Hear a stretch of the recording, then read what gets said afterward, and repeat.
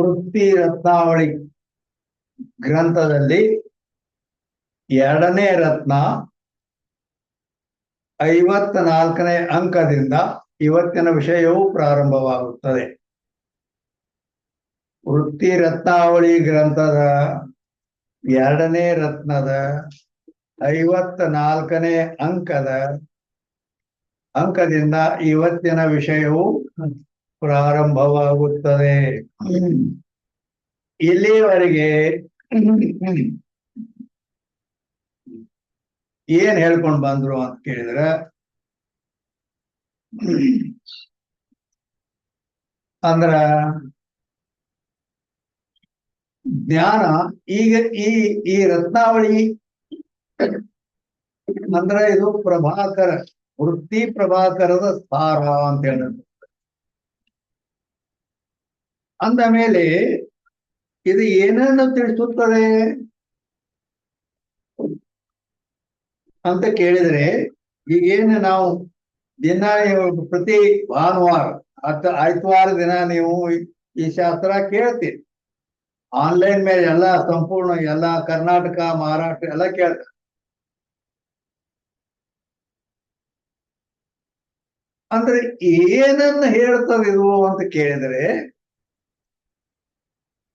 ಜಗತ್ತಿನಲ್ಲಿ ಇರ್ತಕ್ಕಂತ ಎಲ್ಲ ವಸ್ತುಗಳೇನದಾವಲ್ಲ, ಜಗತ್ತಿನಲ್ಲಿ ಇರ್ತಕ್ಕಂತ ಪ್ರತಿಯೊಂದು ವಸ್ತುವಿನ ಜ್ಞಾನ ಯಾವ ರೀತಿ ಆಗ್ತದೆ,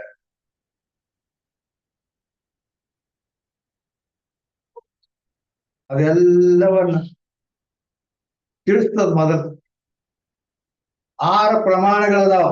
ಪ್ರತ್ಯಕ್ಷ, ಅನುಮಾನ, ಶಬ್ದ, ಉಪಮಾನ, ಅರ್ಥಾಪತ್ತಿ, ಅನುಪಲಬ್ಧಿ ಅಂತ 6 ಪ್ರಮಾಣಗಳು.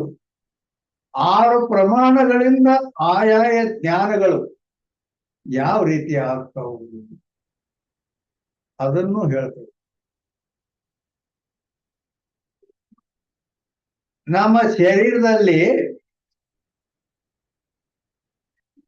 5 ಜ್ಞಾನೇಂದ್ರಿಯಗಳದಾವ.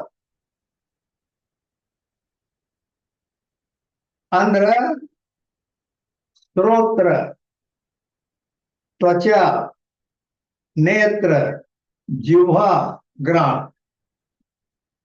ಈ ಪಂಚ ಜ್ಞಾನೇಂದ್ರಿಯಗಳಿಂದ ಶ್ರೋತ್ರದಿಂದ ಶಬ್ದ ಜ್ಞಾನ ಹಾಕದ. ಅದು ಯಾವ ರೀತಿ ಹಾಕದ? ಅದರಲ್ಲಿ ಯಾವ ರೀತಿಯ ಶಬ್ದ, ಅದನ್ನ ಹೇಗ್ಯಾಗ ಜ್ಞಾನ ಆಕತಿ, ಯಾವ ಸಂಬಂಧದಿಂದ ಆಕತಿ, ಇದೆಲ್ಲವನ್ನು ತಿಳಿ.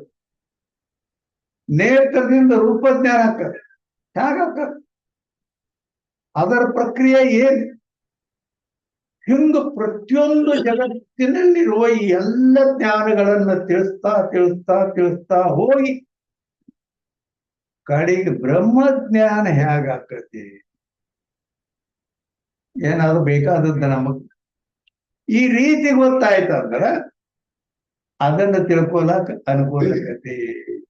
ಹೇಗ ಸರ್ವಸಾಮಾನ್ಯ ಜಗತ್ತಿನ ಪ್ರತಿಯೊಂದು ವಸ್ತುವಿನ ಜ್ಞಾನನೂ ಆಯ್ತು, ಕಡೆಗೆ ಬ್ರಹ್ಮ ಜ್ಞಾನನೂ ಆಗಬೇಕಾದ್ರೆ ಇದೇ ರೀತಿಯಿಂದ ಅದು ಆಗ್ತದ ಅನ್ನೋದನ್ನ ತಿಳಿಸ್ತದೆ. ಬರೀ ಜ್ಞಾನಗಳ ಬಗ್ಗೆನೇ ಹೇಳ್ತದೆ. ಜ್ಞಾನಗಳು ಅನೇಕ ಪ್ರಕಾರವಾಗಿರ್ತವೆ. ಪ್ರಮಾಜ್ಞಾನ, ಅಪ್ರಮಾಜ್ಞಾನ, ಸ್ಮೃತಿ ಜ್ಞಾನ, ಸುಖ ದುಃಖ ಜ್ಞಾನ, ಭ್ರಾಂತಿ ಜ್ಞಾನ, ಎಲ್ಲ ಅನೇಕ ಇವು ಜ್ಞಾನಗಳು. ಪ್ರತ್ಯಕ್ಷ ಜ್ಞಾನ, ಪರೋಕ್ಷ ಜ್ಞಾನ.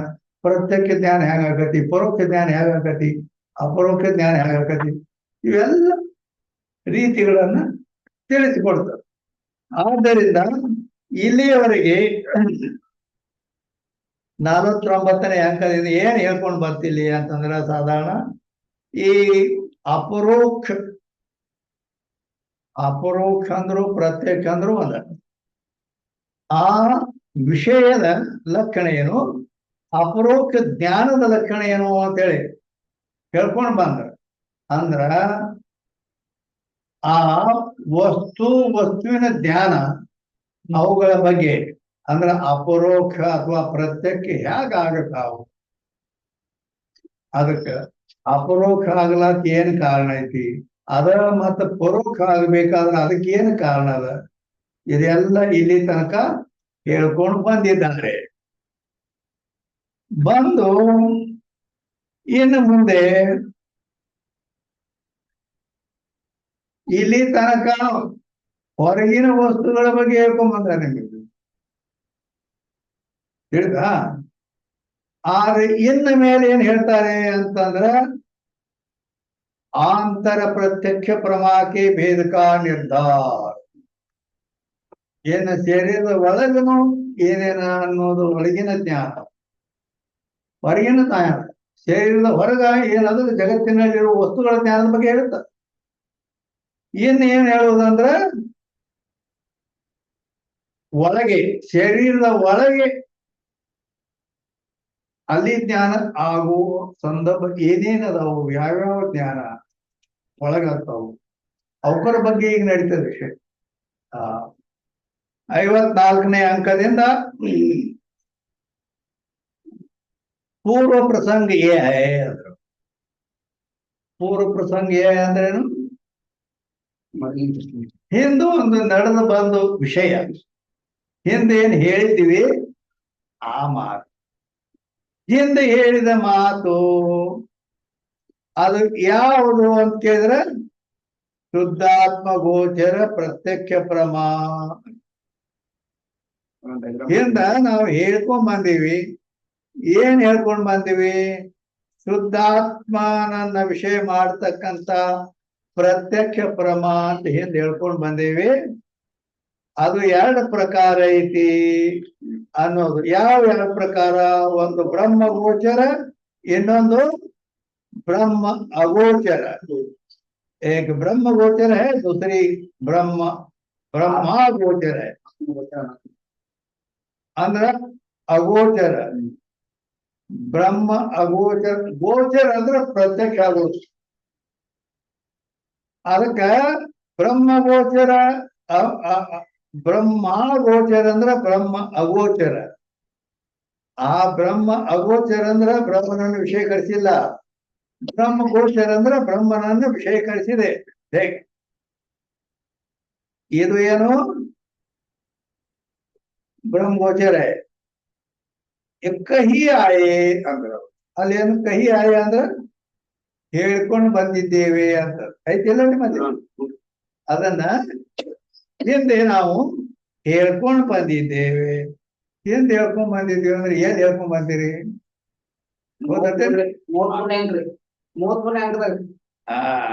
ಒಂದು ನಕಾಶಿ ಕೊಟ್ಟೇವ್ ನಿಮ್ಗೆ, ಒಂದು ಮ್ಯಾಪ್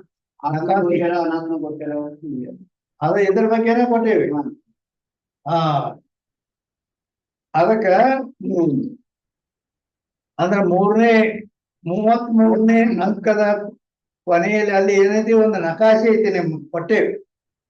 ಅದರಾಗಿನ ಮಾತು ಈಗ ತಿಳಿಸ್ತಾರೆ. ಈಗ ಆ ನಕಾಶಿಯಲ್ಲಿ ಅವರು ಹೇಳ್ಕೊತ ಬಂದು ಏನ್ ಮಾಡ್ಯಾರ ಅಂದ್ರ, ಪ್ರತ್ಯಕ್ಷ ಪ್ರಮಾ ಅಂದ್ರ ಪ್ರತ್ಯಕ್ಷ ಜ್ಞಾನ. ಅದು ಎಷ್ಟು ಪ್ರಕಾರ, ಅಭಿಜ್ಞಾ ಪ್ರತ್ಯಕ್ಷ, ಪ್ರತ್ಯಭಿಜ್ಞಾ ಪ್ರತ್ಯಕ್ಷ ಅಂತ 2 ಪ್ರಕಾರದ ಅಂತ ಹೇಳ್ತಾರೆ. ಅಭಿಜ್ಞಾ ಪ್ರತ್ಯಕ್ಷ ಅದು ಅಂತರ ಪ್ರತ್ಯಕ್ಷ ಪ್ರಮಾ, ಬಾಹ್ಯ ಪ್ರತ್ಯಕ್ಷ ಪ್ರಮಾ ಅಂತ 2 ಪ್ರಕಾರದ. ಆದ್ರೆ ಪ್ರತ್ಯಭಿಜ್ಞಾ ಪ್ರತ್ಯಕ್ಷ ಅದು 2 ಪ್ರಕಾರದ. ಏನು, ಆಂತರ ಪ್ರತ್ಯಕ್ಷ ಪ್ರಮಾ, ಬಾಹ್ಯ ಪ್ರತ್ಯಕ್ಷ ಪ್ರಮಾ ಅಂತ 2 ಪ್ರಕಾರದ. ಆಂತರ ಪ್ರತ್ಯಕ್ಷ, ಆಂತರ ಅಂದ್ರೆ ಶರೀರದ ಒಳಗೆ, ಆ ಪ್ರತ್ಯಕ್ಷ ಪ್ರಮಾ ಅಂದ್ರೆ ಪ್ರತ್ಯಕ್ಷ ಜ್ಞಾನ ಆಗೋದು. ಅದು ಆತ್ಮಗೋಚರ, ಅನಾತ್ಮಗೋಚರ ಅಂತ ಆಗ್ತದ ಅಂತ 2 ಪ್ರಕಾರ ಇರುತ್ತೆ. ಆತ್ಮಗೋಚರ ಅಂದ್ರೆ ಆತ್ಮನನ್ನು ವಿಷಯೀಕರಿಸುವುದು, ಇನ್ನೊಂದು ಅನಾತ್ಮನನ್ನು ವಿಷಯೀಕರಿಸುವುದು. ಆತ್ಮಗೋಚರ ಮತ್ತೆ 2 ಪ್ರಕಾರದ, ಶುದ್ಧಾತ್ಮ ಗೋಚರ, ವಿಶಿಷ್ಟ ಆತ್ಮಗೋಚರ ಅಂತ 2 ಪ್ರಕಾರದ. ಅದೇ ಹೇಳ್ತಾರೆ. ಆ ಶುದ್ಧಾತ್ಮ ಗೋಚರನು ಬ್ರಹ್ಮ ಅಗೋಚರ, ಬ್ರಹ್ಮ ಗೋಚರ ಅಂತ 2 ಪ್ರಕಾರ. ಏನೇ ಇವತ್ತಿನ ವಿಷಯ ತಗೊಂಡಲ್ಲ ಅದರ ಬಗ್ಗೆ ಹೇಳ್ತಾರ ಅಲ್ಲಿ. ಅಂದ್ರೆ ಅಲ್ಲಿ ಏನ್ ಹೇಳಿದ್ರು ಅಂದ್ರ, ಶುದ್ಧಾತ್ಮ ಗೋಚರ ಪ್ರತ್ಯಕ್ಷ ಪ್ರಮಾಣ 2 ಪ್ರಕಾರ ಅಂದ್ರೆ 2 ಪ್ರಕಾರದ ಶುದ್ಧಾತ್ಮ ಗೋಚರ. ಬ್ರಹ್ಮ ಅಗೋಚರ ಕಹಿ ಆಯೆ ಅಂದ್ರ ಬ್ರಹ್ಮ ಅಗೋಚರ ಅನ್ನೋದು ಏನದು, ಎಳಕಿನ ಮಕ್ಕಳ ನಕಾಶೆ ಆಗ ಅದನ್ನ ಕಹಿ ಆಯ ಅಂದ್ರೆ ಹೇಳ್ಕೊಂಡ್ ಬಂದಿವಿ. ಎಲ್ಲಿ 34 35ನೇ ಅಂಕದಲ್ಲಿ ಹೇಳ್ಕೊಂಡ್ ಬಂದೇವ್. 34 35ನೇ ಅಂಕದಲ್ಲಿ ಆ ಬ್ರಹ್ಮ ಅಗೋಚರ ಜ್ಞಾನದ ಬಗ್ಗೆ ಹೇಳ್ಕೊಂಡು ಬಂದಿದ್ದೇವೆ. ಆ ಇನ್ನ ಮೇಲೆ ಏನ್ ಹೇಳ್ತೀವಿ ಅಂದ್ರ ಅದ್ರಾಗ ಹೋಗಿ ಉಳ್ದದ ಅಂತ ಹೇಳ್ತೀವಿ. ಏನ್ ಉಳ್ದದ? ಬ್ರಹ್ಮ ಗೋಚರ ಅನ್ನೋದು ಉಳ್ದದ. ಬಲ್ಕಿನ ಮಗ್ಗಲ ಬ್ರಹ್ಮ ಗೋಚರ ಅದರ ಬಗ್ಗೆ ಇನ್ನ ಹೇಳುತ್ತಾರೆ.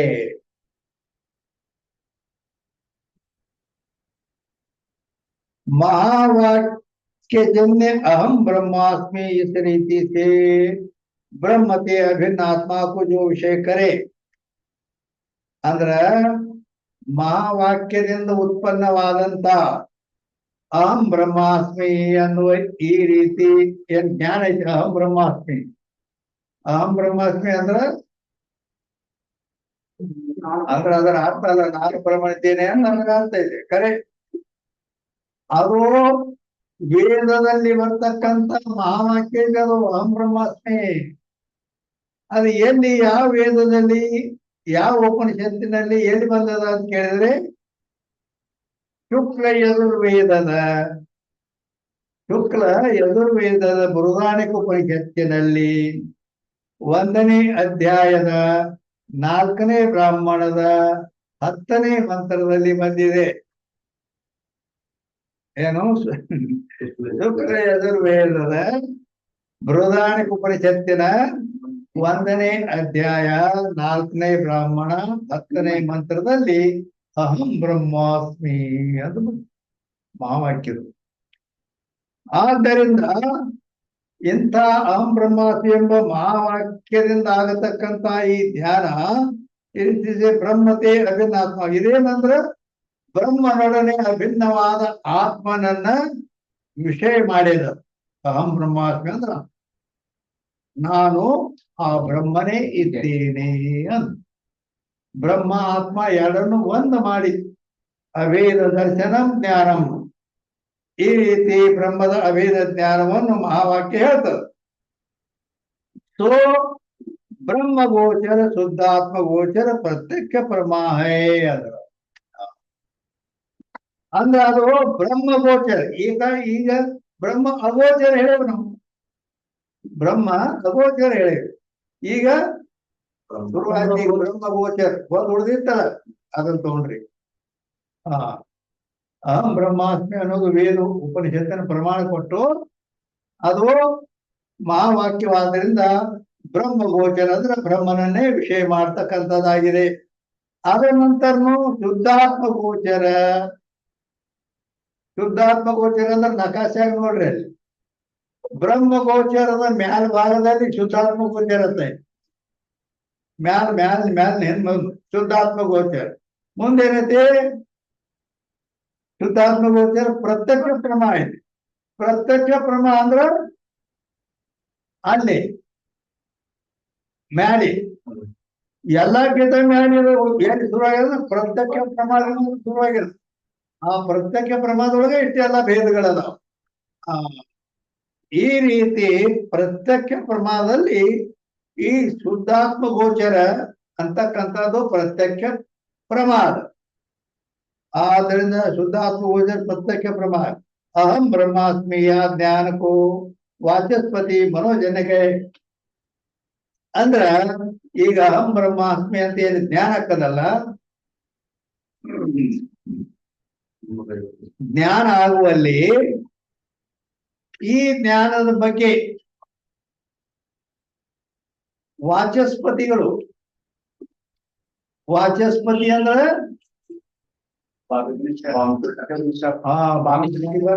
ವಾಚಸ್ಪತಿ ಅವಚ್ಛೇದವಾದಿ ಅಂತಾರ.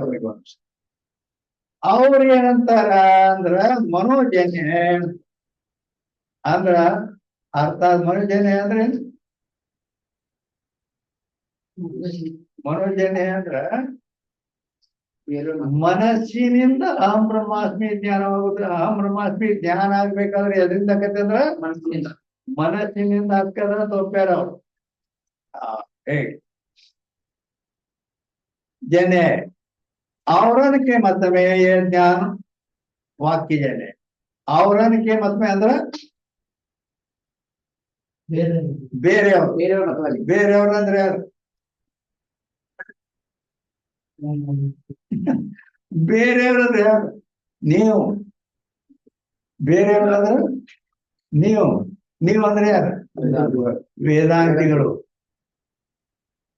ವಾಚಸ್ಪತಿ ಮನೋಜನ್ಯ ಒಪ್ಪ್ಯಾರ ವೇದಾಂತಿಗಳು ವಾಕ್ಯಜನ್ಯ ಅಂದ್ರೆ ಮಹಾವಾಕ್ಯಜನ್ಯ ಅಹಂ ಬ್ರಹ್ಮಾಸ್ಮಿ ಜ್ಞಾನ ಮಹಾವಾಕ್ಯದಿಂದ ಆಗ್ತದ ಮನಸ್ಸಿನಿಂದ ಆಗ್ತದ ಅಂತ ನಾವು ಒಪ್ಪಿಲ್ಲ ವೇದಾಂತಿಗಳು ಹೇಳ್ತಾರೆ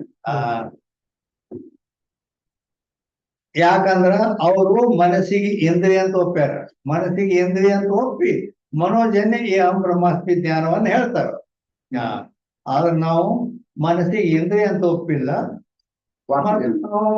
ಮನಸ್ಸಿನಿಂದ ಆಗ್ತದ ಅನ್ನೋದಿಲ್ಲ ನಾವು ಮತ್ತೇನಪ್ಪ ಮಹಾವಾಕ್ಯದಿಂದ ಬ್ರಹ್ಮಪೂರ್ವಕ ಜ್ಞಾನವಾಗುತ್ತದೆ ಅಂತ ನಾವು ಒಪ್ಪೀವಿ ವಾಕ್ಯಜನ್ಯ ಅಂದ್ರೆ ಮಹಾವಾಕ್ಯಜನ್ಯ ಅದು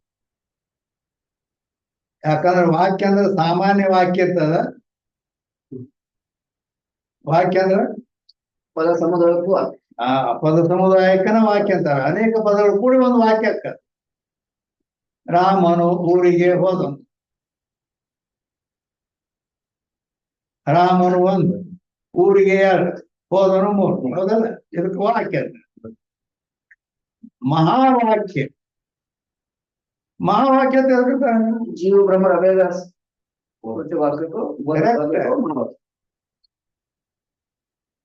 ಜೀವ ಬ್ರಹ್ಮರ ಏಕತೆಯನ್ನ ಅಭೇದ ಬೋಧಿಸ್ತಕ್ಕಂತ ವಾಕ್ಯಕ್ಕನ ಮಹಾವಾಕ್ಯ ಅಂತ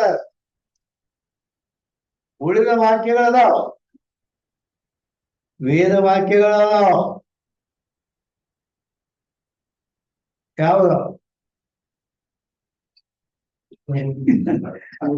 ಯಾವದಾವಂದ್ರ ಸತ್ಯಂ ಜ್ಞಾನಮನಂತಂ ಬ್ರಹ್ಮ ಅಂತ ಕೃಷ್ಣ ಯಜುರ್ವೇದದ ತೈತ್ರಿಯೋಪನಿಷತ್ತಿನಲ್ಲಿ ಅದ ಸತ್ಯಂ ಜ್ಞಾನ ಅನಂತಂ ಬ್ರಹ್ಮ ಅಂತ ಬ್ರಹ್ಮ ಹೇಗದ ಅಂದ್ರೆ ಸತ್ಯ ಸ್ವರೂಪವಾಗಿ ಜ್ಞಾನ ಸ್ವರೂಪವಾಗಿ ಅನಂತ ಸ್ವರೂಪದಿಂದ ಬ್ರಹ್ಮವಿದೆ ಅಂತ ಬ್ರಹ್ಮದ ಬಗ್ಗೆನ ತಿಳಿಸ್ತದೆ ಆದ್ರೆ ಅದು ಮಹಾವಾಕ್ಯ ಅಲ್ಲ ಮತ್ತೇನದು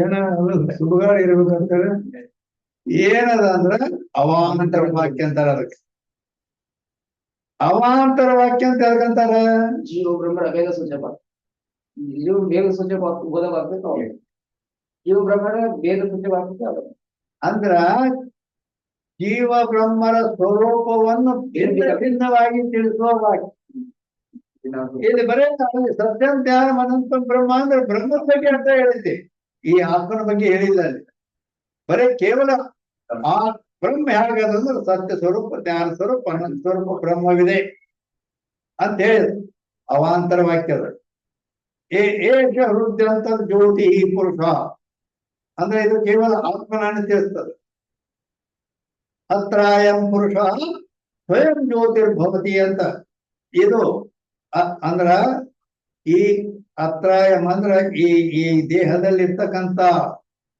ಪುರುಷ ರೂಪ ಆತ್ಮ ಸ್ವಯಂ ಜ್ಯೋತಿರ್ಭವತಿ ಅಂದ್ರೆ ಸ್ವಯಂ ಜ್ಯೋತಿ ಸ್ವರೂಪನಾಗಿದ್ದಾನೆ ಪ್ರಕಾಶ ಸ್ವರೂಪನಾಗಿದ್ದಾನೆ ಅಂತ ಹೇಳುದು ಇದು ಕೇವಲ ಆತ್ಮನ ಬಗ್ಗೆ ಇದು ಅವಾಂತರ ವಾಕ್ಯನೇ ಆದ್ರಿಂದ ಇವು ಮಹಾವಾಕ್ಯ ಅಲ್ಲ ಇವುಗಳಿಂದ ಬ್ರಹ್ಮಜ್ಞಾನ ಆಗೋದಿಲ್ಲ ಆದ್ದರಿಂದ ವಾಕ್ಯಜನ್ಯ ಏನು 55ನೇ ಅಂಕ ತಾಮೇ ವೀತ್ನ ವೇದೆ ಅದರಲ್ಲಿ ಏನು ವೇದಾಂತ ಅಂದ್ರ ವೇದಾಂತದಲ್ಲಿ ಅನೇಕ ಮಹಾತ್ಮರು ಬೇರೆ ಬೇರೆ ರೀತಿಯನ್ನು ತಿಳಿಸುವರು ಹೇಳ್ತಾರ ಅದಕ್ಕಾಗಿ इतना भेद है संक्षेप शारीर का ये सिद्धांत है संक्षेप शारीर का ये सिद्धांत है अंदर ಸಂಕ್ಷೇಪ ಶಾರೀರಿಕದ ಈ ಸಿದ್ಧಾಂತವಿದೆ ಅಂತ ಹೇಳ್ತಾನೆ ಅಂದರೆ ಸಂಕ್ಷೇಪ ಶಾರೀರಿಕ ಅನ್ನೋದೊಂದು ಸಂಸ್ಕೃತ ಗ್ರಂಥ ಅದು. ಸಂಕ್ಷೇಪ ಶಾರೀರಿಕ ಅಂತೇಳಿ ಸಂಸ್ಕೃತ ಗ್ರಂಥ ಅದು. ಆ ಸಂಸ್ಕೃತ ಸಂಕ್ಷೇಪ ಶಾರೀರಿಕ ಅನ್ನುವ ಹೆಸರಿನ ಗ್ರಂಥ ಅದನ್ನು ಯಾರು ಬರೆದರು? ಸರ್ವಜ್ಞಾತ್ಮ ಮುನಿ ಬರೆದಾರೆ. ಸರ್ವಜ್ಞಾತ್ಮ ಮುನಿಗಳು ಸಂಕ್ಷೇಪ ಶಾರೀರಿಕ ಅನ್ನುವ ವೇದಾಂತ ಗ್ರಂಥವನ್ನು ಬರೆದಿದ್ದಾರೆ. ಆ ಅಲ್ಲಿ ಏನ್ ಹೇಳ್ಯಾರ ಅವರು ಅಂತ ಕೇಳಿದರೆ, ಮಾ ವಾಕ್ಯತೆ ब्रह्म का प्रत्यक्ष ज्ञान ही होवे, ब्रह्म का प्रत्यक्ष ज्ञान ही होवे है, कदे भी परोक्ष ज्ञान महावाक्यತೆ ಹೋವೇನೆ. ಅಲ್ಲಿ ಏನ್ ಬರ್ತಾರದ, ಸರ್ವಜ್ಞಾತ್ಮ ಮುನಿಗಳು ಸಂಕ್ಷೇಪ ಶಾರೀರಿಕವೆಂಬ ಗ್ರಂಥದಲ್ಲಿ ಏನನ್ನು ಬರೆದಿದ್ದಾರೆ ಅಂತ ಕೇಳಿದ್ರ, ಮಹಾವಾಕ್ಯದಿಂದ ಬ್ರಹ್ಮದ ಪ್ರತ್ಯಕ್ಷ ಜ್ಞಾನವೇ ಆಗುತ್ತದೆ. ಪ್ರತ್ಯಕ್ಷ ಜ್ಞಾನ ಅಪರೋಕ್ಷ ಜ್ಞಾನ ಒಂದೇ. ಅಲ್ಲಿ ಪ್ರತ್ಯಕ್ಷ ಜ್ಞಾನವೇ ಆಗುತ್ತದೆ. ಕದೇವಿ ಪರೋಕ್ಷ ಜ್ಞಾನ ಮಹಾವಾಕ್ಯತೆ ಹೋಗಿ ಎಂದು ಪರೋಕ್ಷ ಜ್ಞಾನ ಆಗೋದಿಲ್ಲ ಅಂತ ಅಲ್ಲಿ ಬರ್ತಾರೆ. ಯಾರು? ಸರ್ವಜ್ಞಾತ್ಮ ಮುನಿಗಳು ಸಂಕ್ಷೇಪ ಶಾರೀರಿಕ ಗ್ರಂಥದಲ್ಲಿ ಬರಲ್ಲ. ಏನು 56ನೇ ಅನ್ಯ ಗ್ರಂಥಕಾರೋನೇ ಅಂದ್ರು. ಅನ್ಯ ಅಂದ್ರೆ ಬೇರೆ ಬೇರೆ ಗ್ರಂಥಕಾರರು. ಬೇರೆ ಗ್ರಂಥಕಾರರು ಅಂದ್ರೆ ಯಾರಾಗ್ಬೇಕು? ಹುಡುಕ್ಯಾಡಿರ್ತಾರೆ. ಯಾರದಾರ ಹುಡುಕ್ಯಾಡ್ರು. ಬೇರೆ ಗ್ರಂಥಕಾರರಂದ್ರ ಪಂಚದಶಿ ಎಂಬ ಗ್ರಂಥವನ್ನ ವಿದ್ಯಾರಣ್ಯ ಸ್ವಾಮಿಗಳು ಬರೆದಾರೆ. ಅನ್ಯ ಗ್ರಂಥಕಾರ ಅಂದ್ರೆ ಬೇರೆ ಗ್ರಂಥಕಾರ ಅಂದ್ರ ಪಂಚದಶಿ ಗ್ರಂಥಕಾರ ವಿದ್ಯಾರಣ್ಯ ಸ್ವಾಮಿಗಳು. ಅವರ ಮತ ಅಂದ್ರ ಅವರು ಹೇಳಿದ್ದೇನು, ಅವರ ರೀತಿ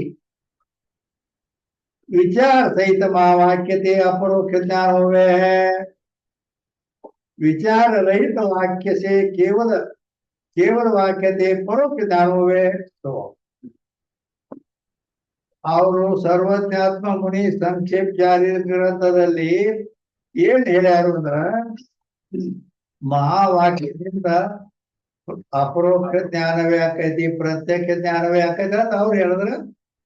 ಅನ್ಯ ಗ್ರಂಥಕಾರರಾದ ವಿದ್ಯಾರಣ್ಯ ಸ್ವಾಮಿಗಳು ಪಂಚದಶಿ ಎಂಬ ಗ್ರಂಥದಲ್ಲಿ ಇವ್ರೇನ್ ಹೇಳ್ತಾರಂದ್ರ, ಆ ಮಹಾವಾಕ್ಯದಿಂದ ಪ್ರತ್ಯಕ್ಷ ಜ್ಞಾನ ಅಥವಾ ಅಪರೋಕ್ಷ ಜ್ಞಾನ ಆಗೋದಿಲ್ಲ. ಮತ್ತೆ ಹೆಂಗ ಆಕತಿ ಅಂತ ಕೇಳಿದ್ರೆ, ವಿಚಾರ ಸಹಿತ ಮಹಾವಾಕ್ಯದಿಂದ ಅಪರೋಕ್ಷ ಜ್ಞಾನ ಆಗತ್ತೆ, ಕೇವಲ ವಾಕ್ಯದಿಂದ ಅಪರೋಕ್ಷ ಜ್ಞಾನ ಆಗೋದಿಲ್ಲ. ಇವರು ನಮ್ಮ ಕರ್ನಾಟಕದವರೇ. ಪಂಚದಶಿಕಾರ ವಿದ್ಯಾರಣ್ಯ ಸ್ವಾಮಿಗಳು ಹಂಪಿಯಲ್ಲಿ ಅವರ ಸಮಾಧಿ ಅದ. ಅವರು ಪಂಚದಶಿಯನ್ನು ಗ್ರಂಥ ಬರ್ದಾರ. ಅದರಲ್ಲಿ ಹೀಗೆ ಅವರು ಮಹಾವಾಕ್ಯದಿಂದಲೇ ಪ್ರತ್ಯಕ್ಷ ಜ್ಞಾನ ಆಗತಿ, ಪರೋಕ್ಷ ಜ್ಞಾನ ಆಗುದಿಲ್ಲ ಅಂತ ಅವ್ರಂದ್ರ. ಇವರು ಮಹಾವಾಕ್ಯದಿಂದ ಅಪರೋಕ್ಷ ಜ್ಞಾನ ಆಗುವುದನ್ನು ಪರೋಕ್ಷ ಜ್ಞಾನ ಆಗತ್ತಿ. ಅವ್ರ ಅಂದದಕ್ಕೆ ವಿರೋಧ ಏನ್? ವಿಚಾರ ಸಹಿತ ಕೇವಲ ವಾಕ್ಯದಿಂದ ವಿಚಾರ ಸಹಿತ ಮಹಾವಾಕ್ಯದಿಂದ ಅಪರೋಕ್ಷ ಜ್ಞಾನವಾಗುತ್ತದೆ. ವಿಚಾರ ರಹಿತ ಕೇವಲ ವಾಕ್ಯದಿಂದ ಪರೋಕ್ಷ ಜ್ಞಾನವೇ ಆಗ್ತೈತಿ ಅಂತ ಇವ್ರು ಹೇಳ್ಯಾರ. ಹಂಗಾರ ವಿಚಾರ ಸಹಿತ ವಿಚಾರ ರಹಿತ ಅಂದ್ರೆ ಏನ್? ವಿಚಾರ ಸಹಿತ ಐತೆ, ವಿಚಾರ ಸಹಿತ ಅಂದ್ರೆ ಏನ್?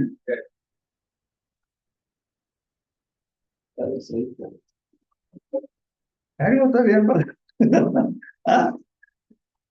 ವಿಚಾರ ಸಹಿತ ವಿಚಾರ ಅನ್ನೋ ಪದಕ್ಕೆ ಏನ್ ಅರ್ಥ ಮಾಡಬೇಕು ಅಂತ ಕೇಳಿದ್ರೆ, ಕೇವಲ ತತ್ವಮಸಿ ಆಗಲಿ ಅಹಂ ಬ್ರಹ್ಮಾಸ್ಮಿ ಎನ್ನುವ ಮಹಾವಾಕ್ಯದಿಂದ ಪರೋಕ್ಷ ಜ್ಞಾನ ಆಗೋದಿಲ್ಲ. ಪರೋಕ್ಷ ಜ್ಞಾನ ಆಗತ್ತೆ. ಇವ್ರು ವಿದ್ಯಾರಣ್ಯರು ಹೇಳೋ ಮಾತು. ಮತ್ ಅಪರೋಕ್ಷ ಜ್ಞಾನ ಹೆಂಗ ಹಾಕದು ಅಂದ್ರ ವಿಚಾರ ಸಹಿತ ಮಹಾವಾಕ್ಯದಿಂದ ಅಪರೋಕ್ಷ ಜ್ಞಾನ ಆಕತಿ ಅಂತ ಹೇಳಿದ್ರು. ವಿಚಾರ ಸಹಿತ ಅಂದ್ರೇನು? ಆ ಮಹಾವಾಕ್ಯವನ್ನ ಶ್ರವಣ ಮಾಡ್ಬೇಕು. ಶ್ರವಣ ಮಾಡಿ ನಿಧಿಧ್ಯ ಮನನ ಮಾಡ್ಬೇಕು. ಮನನ ಮಾಡಿ ಅನಂತರ ನಿಧಿಧ್ಯಾಸನ ಮಾಡ್ಬೇಕು.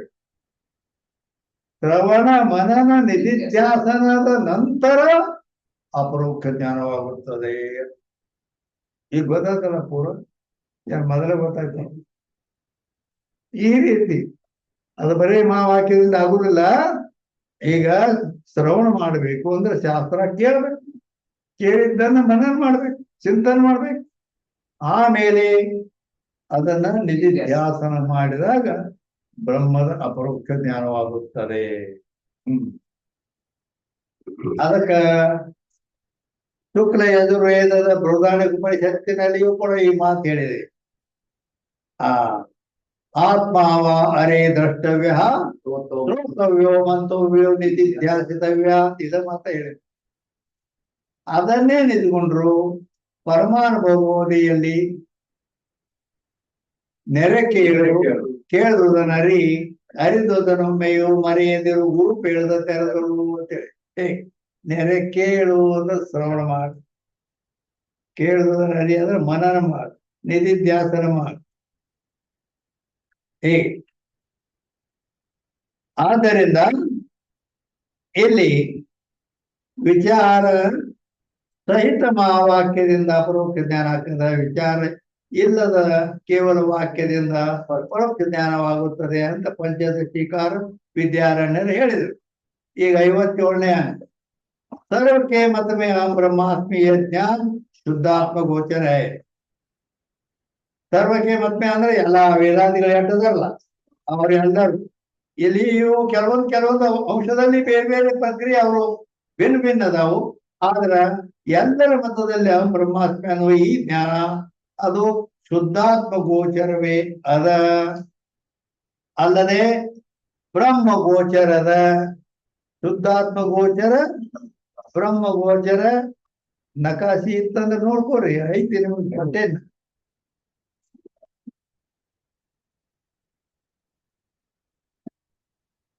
ಅದ್ರ ಮ್ಯಾಲೇನ ಶುದ್ಧಾತ್ಮ ಗೋಚರ ಐತಿ. ಎಲ್ಲಿ ಬ್ರಹ್ಮ ಗೋಚರತೆ ಶುರು ಆಗೈತಿ ಅದ್ರ ಮೇಲ್ಭಾಗದಲ್ಲಿ ನೋಡಿ ಶುದ್ಧಾತ್ಮ ಗೋಚರ ಅಂತ ಐತಿ. ಏನ್ ಹೇಳಿದ್ರು?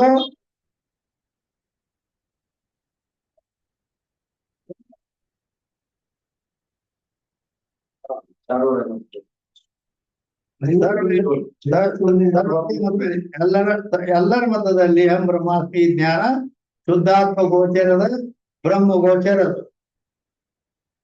ಮತ್ತು ಕೈಸೆ ಪ್ರತ್ಯಕ್ಷ. ಪ್ರತ್ಯಕ್ಷ ಅಂದ್ರು ಅಪರೋಕ್ಷ ಅಂದ್ರು ಒಂದೇ. ಯಾ ಅರ್ಥವೇ ಕಿಸಿಗ ವಿವಾದ ನೈ. ಈಗ ಇದರಲ್ಲಿ ಮಾತ್ರ ಯಾರಿಗೂ ವಿವಾದ ಇಲ್ಲ, ಎಲ್ಲರೂ ಇದನ್ನು ಒಪ್ಪ್ಯಾರ. ಏನು ಒಪ್ಪ್ಯಾರ ಅಂದ್ರ ಅಹಂ ಬ್ರಹ್ಮಾಸ್ಮಿ ಜ್ಞಾನ ಶುದ್ಧಾತ್ಮ ಗೋಚರದ, ಬ್ರಹ್ಮ ಗೋಚರದ ಮತ್ತು ಪ್ರತ್ಯಕ್ಷದ ಅನ್ನುವಲ್ಲಿ ಯಾರಿಗೂ ವಾದಿಲ್ಲ.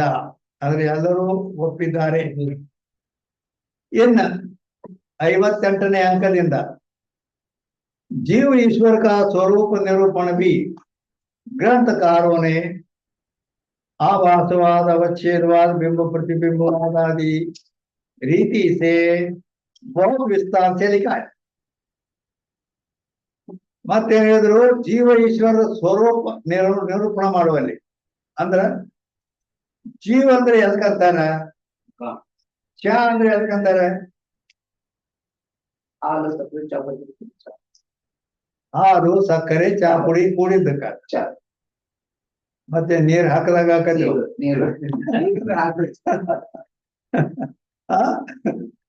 ಹಾಲು ಸಕ್ಕರೆ ಚಾಪುಡಿ ಹಾಕಿದರೆ ಮೂರು ಕೂಡಿದ ಚಾ ಅನ್ನುತ್ತಾರೆ. ಆಗ ಜೀವತ್ಯದಕ್ಕೆ ಅನ್ನುತ್ತಾರೆ, ಈಶ್ವರತ್ಯದಕ್ಕೆ ಅನ್ನುತ್ತಾರೆ ಅನ್ನೋದರ ಬಗ್ಗೆ ಇಲ್ಲಿ ಅನೇಕ ಗ್ರಂಥಕಾರರು ಮತ್ತು ಆ ಅವರವರ ರೀತಿಗಳು ಬೇರೆ ಬೇರೆ ಅದಾವ. ಆ ಜೀವನ ಸ್ವರೂಪ ಏನು, ಈಶ್ವರನ ಸ್ವರೂಪ ಏನು. ಜೀವ ಅಂದ್ರೆ ಏನೇನ್ ಕೂಡ ಆಗ್ಯದ, ಈಶ್ವರ ಅಂದ್ರೆ ಏನೇನ್ ಕೂಡ ಆಗ್ಯದ, ಅವುಗಳ ಸ್ವರೂಪ ಏನು ಅನ್ನೋದನ್ನು ಗ್ರಂಥಕಾರೋನೆ ಅಂದ್ರ ಅನೇಕ ಗ್ರಂಥಕಾರರು ಆಭಾಸವಾದವನ್ನು ಕೆಲವರು ಒಪ್ಪ್ಯಾರ, ಅವಚ್ಛೇದವನ್ನು ಒಪ್ಪ್ಯಾರ, ಬಿಂಬ ಪ್ರತಿಬಿಂಬವಾದವನ್ನು ಒಪ್ಪಿದ್ದಾರೆ. ಅದು ಬಹುತ್ ವಿಸ್ತಾರ ಲಿಖಾಯ. ಅವರವರ ಗ್ರಂಥಗಳಲ್ಲಿ ಬಹಳ ವಿಸ್ತಾರವಾಗಿ ಜೀವ ಅಂದ್ರೆ ಇದಕ್ಕಂತಾರ, ಈಶ್ವರ ಅಂದ್ರೆ ಇದಕ್ಕಂತಾರ, ಹಿಂಗೆಲ್ಲ ಬಹಳ ವಿಸ್ತಾರ ಬರ್ಕೊಂಡು ಬಂದಾರ. ಯಾರು ಬರ್ಕೊಂಡು ಬಂದಾರ, ಯಾವ ಗ್ರಂಥದಾಗ ಬರ್ದಾರ, ಹೌದಾ ಇಲ್ಲ? ಯಾರಿಗೂ ನೀವು ಹುಡುಕ್ಯಾರ ಇರ್ತಾರ, ಎಲ್ಲಿಗೆ ಹೋಗ್ಬೇಕು? ಆ ಅಂದರೆ ಆಭಾಸವಾದ ಗ್ರಂಥಕಾರರು ಆಭಾಸವಾದ ಐತೆ. ಆಭಾಸವಾದ ಅನ್ನೋದೇನೈತಿ, ಆ ಪಂಚದಶೀಕಾರ ವಿದ್ಯಾರಣ್ಯರ ಒಪ್ಪಿದ್ದು. ಪಂಚದಶಿ ಎಂಬ ಗ್ರಂಥದಲ್ಲಿ ವಿದ್ಯಾರಣ್ಯರು ಆಭಾಸವಾದವನ್ನು ಅಂಗೀಕಾರ ಮಾಡಿದ್ದಾರೆ.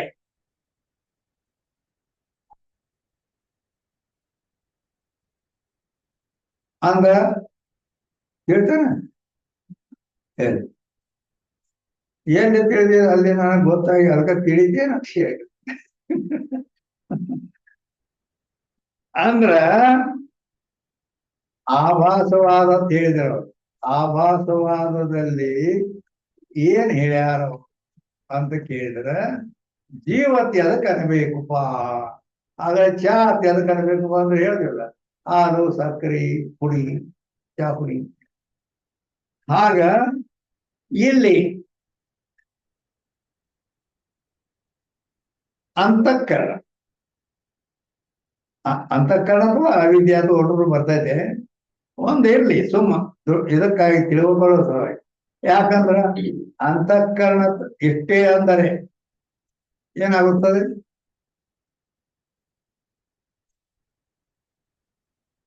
ಏನಾಗುತ್ತದೆ ಯಾರಿಗೊತ್ತದ ಏನಕ್ಕದು. ಅಂತಃಕರಣ ಅಷ್ಟೇ ನಾವು ಒಪ್ಕೊಂಡ್ರೆ ಜೀವನನ್ನ ಹೇಳುವಲ್ಲಿ, ಜೀವನಿಗೆ ಉಪಾಧಿಯಾದ ಅಂತಃಕರಣ ಇಷ್ಟೇ ಒಪ್ಪಿದ್ರೆ ಸುಸುಪ್ತಿಯಲ್ಲಿ ಆಪತ್ತಿ ಬರುತ್ತದೆ.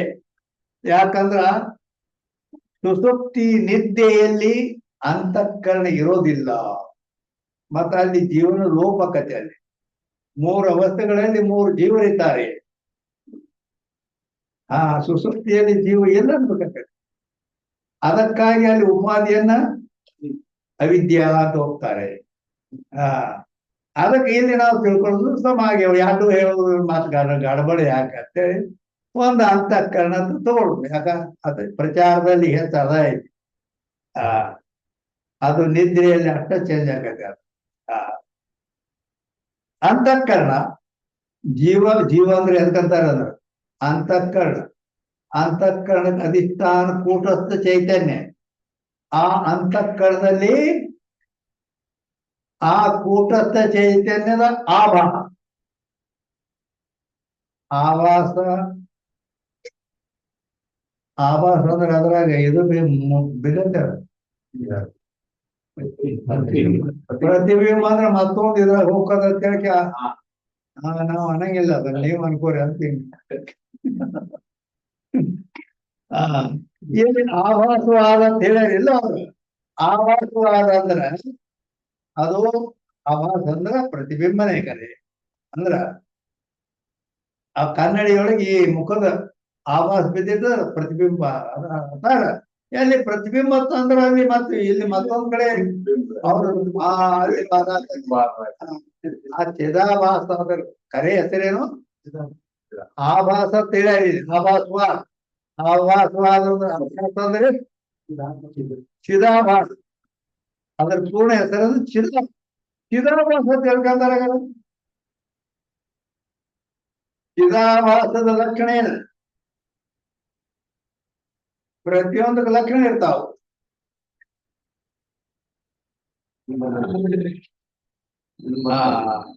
ಆಯ್ತು ನಾವು ಅದೇವಲ್ಲ ಕಡಿ ಚೇತನ ಲಕ್ಷಣ ರಹಿತತ್ವೇ ಸತಿ ಚೇತನವತ್ ಭಾಸ ಇತಿ ಚಿದಾಭಾಸ. ಏನು ಚಿದಾಭಾಸ ಅಂತ ಹೇಳ್ಕೊಂಡು ಚೇತನ ಲಕ್ಷಣ ರಹಿತತ್ವೇ ಸತಿ ಚೇತನವತ್ ಭಾಸ ಇತಿ ಚಿದಾಭಾಸ. ಚೇತನ ಚೇತನ ಲಕ್ಷಣದಿಂದ ರಹಿತನಾಗಿರ್ಬೇಕು. ಅದು ಚೈತನ್ಯದ ಲಕ್ಷಣ ಏನೈತಿಲ್ಲ ಅದು ಅದರಲ್ಲಿ ಇರಬಾರ್ದು. ಆ ಚೈತನ್ಯದ ಲಕ್ಷಣದಿಂದ ರಹಿತವಾಗಿದ್ದು ಚೈತನ್ಯದಂತೆ ತೋರುತ್ತಿದ್ದರೆ ಅದಕ್ಕೆ ಚಿದಾಭಾಸ ಅನ್ನಬೇಕು ಅಂತ ಹೇಳಿ. ಹೇಗೆ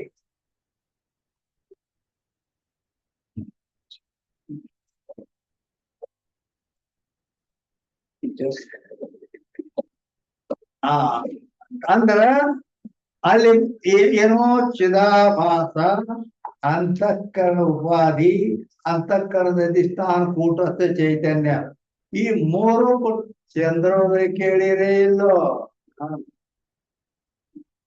ಅದು ಒಂದೇ ತರ ನಾವು ಎರಡು ಒಂದೇ ಎರಡು ನಾಲ್ಕು ಎರಡು ಮೂರ್ಲೆ ಆರು ಹಿಂಗ ಅಲ್ಲಿ ಕಲ್ತಿದ್ವಿ. ಅದು ಈಗೆಲ್ಲಿ ಬರ್ಬೇಕದು ಅಂದ್ರೆ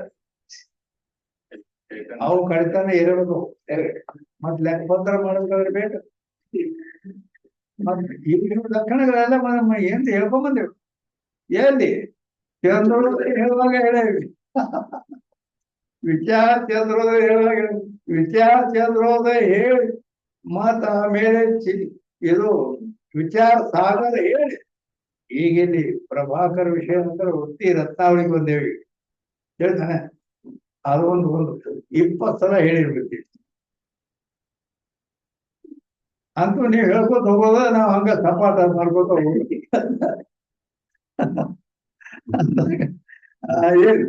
ಏನಾಯ್ತು ಈಗ ಏನ್ ಹೇಳ್ತಿದ್ವಿ? ಚೇತನ ಲಕ್ಷಣ ಇದೆ. ಚೇತನ ಲಕ್ಷಣ ಹೇಳಿದ್ರೆ ಮಾಡಿದ್ರೆ ಚೇತನ ಲಕ್ಷಣ ಹೇಳೋದು ಅದನ್ನ ಈಗ ಚೇತನ ಲಕ್ಷಣ ರಹಿತವಾಗಿರ್ಬೇಕು, ಚೇತನದಂತೆ ತೋರ್ತಿರ್ಬೇಕು, ಅದಕ್ಕೆ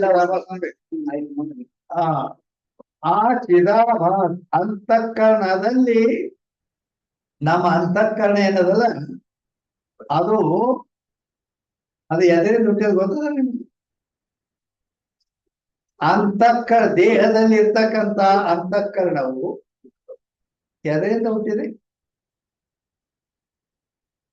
ಅದು ಐದು ಪಂಚಭೂತಗಳ ಸತ್ವಗುಣ ಹುಟ್ಟಿದ್ದಾರೆ. 5 ಪಂಚಭೂತ ಸತ್ವಗುಣ ಹುಟ್ಟಿದ್ದಾರೆ. ಏನಂತ ತಿಳಿದ್ರೆ 5 ಪಂಚಮಹಾಭೂತಗಳ ಸತ್ವಗುಣ. ಪಂಚಮಹಾಭೂತಗಳ 5 ಭೂತಗಳ ಸತ್ವಗುಣದಿಂದ ಅಂತಃಕರಣ ಹುಟ್ಟಿದೆ. ಸತ್ವಗುಣ ಅಂದ್ರೆ ಶುದ್ಧಿ ಇರ್ತದೆ. ಹೇಳ್ತಾನೆ. ಆದ್ದರಿಂದ ಅಂತಃಕರಣದಲ್ಲಿ ಯಾಕ ಸತ್ವ ಸಂಜಾಯತೆ ಜ್ಞಾನಂ ಅಂತ ಗೀತೆಯಲ್ಲಿ ಹೇಳಿದ್ದಾನೆ. ಆದ್ದರಿಂದ ಅದು ಶುದ್ಧ ಕಲ್ಲು ಗೊತ್ತದ. ಕಲ್ಲಿಗೆ ಪಾಲಿಶ್ ಹೊಡೆದ್ರೆ ಶೈನಿಂಗ್ ಬಂದು ಮಾರಿ ಕಾಣ್ಲಕ್ ಹತ್ತದ. ಗ್ರಾನೈಟ್ ಅಲ್ಲ, ಗ್ರಾನೈಟ್ ಅನ್ನೋದು ಕಲ್ಲು ಅದು. ಅದಕ್ಕೆ ಶೈನಿಂಗ್ ಏನಿದೆ ಪಾಲಿಶ್ ಮಾಡ್ತಾರ. ಪಾಲಿಶ್ ಮಾಡಿದ್ರೆ ಮುಖ ಕಾಣ್ತೈತೆ ಅದ್ರಾಗ, ಹೌದಿಲ್ಲ? ಆ ರೀತಿ ಅದರಲ್ಲಿ ಏನು ಮುಖದ ಛಾಯೆ ಬೀಳ್ತದಲ್ಲ ಪ್ರತಿಬಿಂಬ, ಆ ರೀತಿ ಅಂತಃಕರಣ ಶುದ್ಧ ಅಂತಃಕರಣ ಇದ್ದದ್ದರಿಂದ, ಅದು ಸತ್ವಗುಣದ ಕಾರ್ಯ ಇದ್ದದ್ದರಿಂದ ಅದರಲ್ಲಿ ಆ ಕೂಟಸ್ಥ ರೂಪ ಆತ್ಮನ ಪ್ರತಿಬಿಂಬ ಬೀಳುತ್ತದೆ. ಹೇಗ ಕೆಲವರು ಗ್ರಾನೈಟ್ ಹಾಕಿರ್ತಾರೆ ನೆಲದ ಪರಿಚಿ, ಅದ್ ನೋಡಿದ್ರೆ ನಮ್ಮ ಪ್ರತಿಬಿಂಬ ಕಾಣ್ತೈತೆ, ಅದ್ರ ಮುಖ ಕಾಣ್ತೈತೆ. ಆಗ ಅಂತಃಕರಣದಲ್ಲಿ ಆ ಕೂಟಸ್ಥ ಚೇತನ ಅಂತಃಕರಣಕ್ಕೆ ಅಧಿಷ್ಠಾನವಾದ ಕೂಟಸ್ಥ ಚೇತನ ಪ್ರತಿಬಿಂಬ ಅಲ್ಲಿ ಅಂತಃಕರಣದಲ್ಲಿದ್ದ ಆಭಾಸ ಮತ್ತು ಅಧಿಷ್ಠಾನ ಕೂಟಸ್ಥ ಚೇತನ, ಈ 3 ಕೂಡಿ ಜೀವ ಅಂತ ಹೇಳಲ್ಪಡುತ್ತದೆ. ಜೀವಂತ ಅದಕ್ಕನ್ಬೇಕಂದ್ರ ಜೀವೇಶ್ವರ ಸ್ವರೂಪ ಹೇಳಕತ್ತೇವೆ.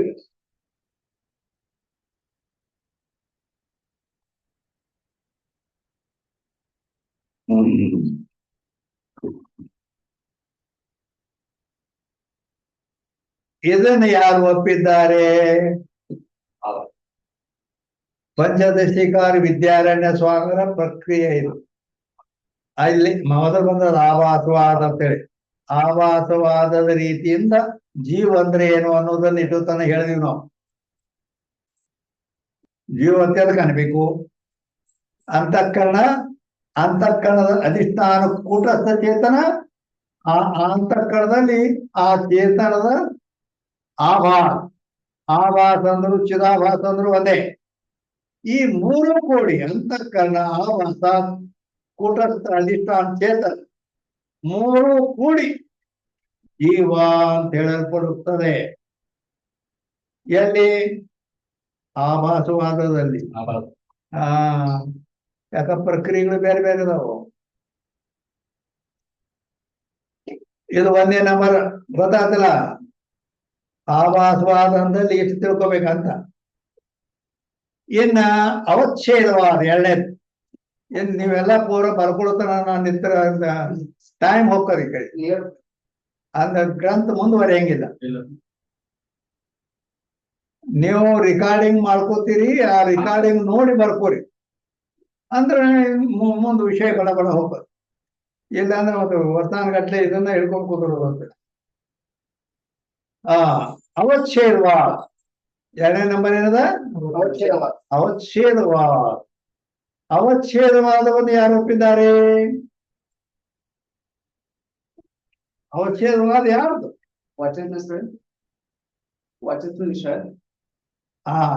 ಅವ್ರ ಗ್ರಂಥ ಯಾವ್ದು?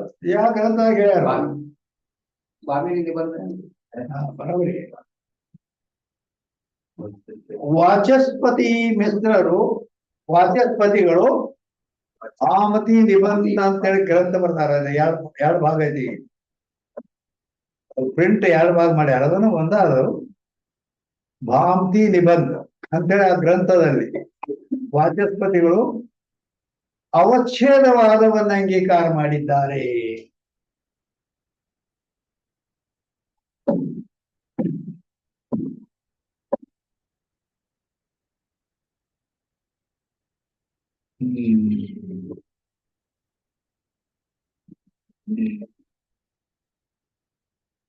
ಅವಚ್ಛೇದವಾದ ತಿಳಿತಾರೆ ನೀವು? ಮತ್ ಸುಮ್ಮ ಕೂತಿರ್ಲ.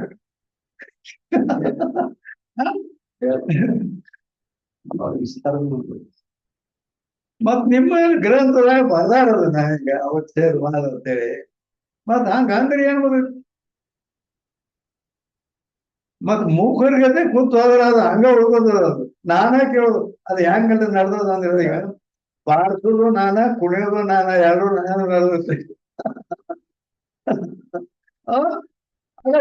ಒಬ್ಬರು ಕೇಳೋರು ಇರ್ಬೇಕು, ಒಬ್ರು ಹೇಳೋರು ಇರ್ಬೇಕು. ಬರೋದು ಕೇಳೋದು ನಾನ, ಹೇಳೋದು ನಾನ. ಅಂದ್ರ ಆ ವಾಚಸ್ಪತಿಗಳು ಭಾಮತಿ ನಿಬಂಧವೆಂಬ ಗ್ರಂಥದಲ್ಲಿ ಏನ್ ಮಾಡಿದ್ದಾರೆ? ಅವಚ್ಛೇದವಾದವನ್ನು ಪ್ರತಿಪಾದನೆ ಮಾಡಿದ್ದಾರೆ ಅಂತ ಇದು ಹೇಳಿದರು. ಅವಚ್ಛೇದವಾದ ಅಂದ್ರೆ ಏನು ಅಂತ ಕೇಳಿದರೆ, ಅಂತಃಕರಣ ವಿಶಿಷ್ಟ ಚೇತನಕ ಜೀವ ಅಂದಾರ ಆ ಭಾಮತಿ ನಿಬಂಧ ಗ್ರಂಥದಲ್ಲಿ. ಜೀವತ್ ಯಾರಿಗಾಗಬೇಕಪ್ಪ? ಅಂತಃಕರಣ ವಿಶಿಷ್ಟ ಚೇತನಕ್ಕನ ಜೀವನ ಬೇಕು ಅಂತ ಹೇಳ್ಯಾರ. ಅದರ ತಿಳಿತಾನ.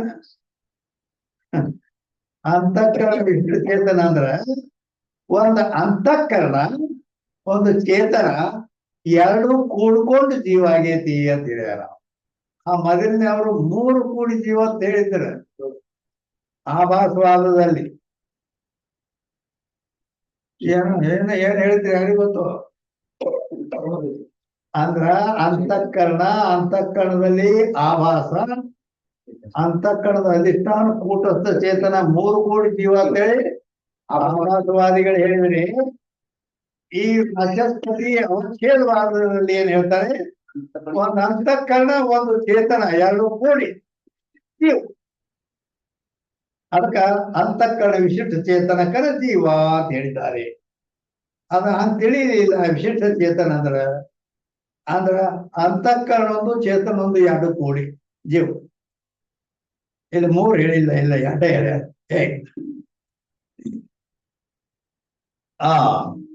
ಇನ್ನ ಯಾರು ಹೇಳಿದ್ರು? ಬಿಂಬ ಪ್ರತಿಬಿಂಬವಾದ. ಬಿಂಬ ಪ್ರತಿಬಿಂಬವಾದ ಯಾರು ಒಪ್ಪಿದ್ದಾರೆ? ಎಲ್ಲಿಗೆ ಎದೆಯಲ್ಲಿ ಒಪ್ಪಿದ್ದಾರೆ? ಯಾವ ಗ್ರಂಥದಲ್ಲಿ ಒಪ್ಪಿದ್ದಾರೆ? ಯಾರು ಒಪ್ಪಿದ್ದಾರೆ?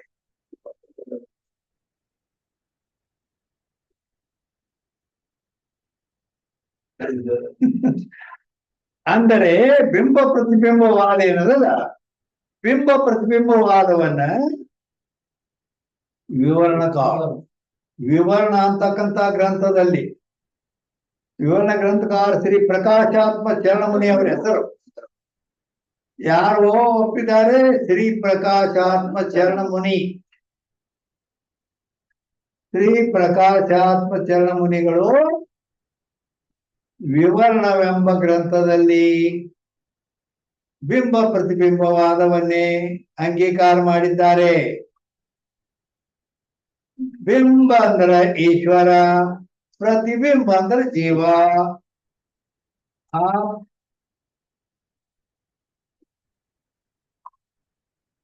ಹೇಗೆ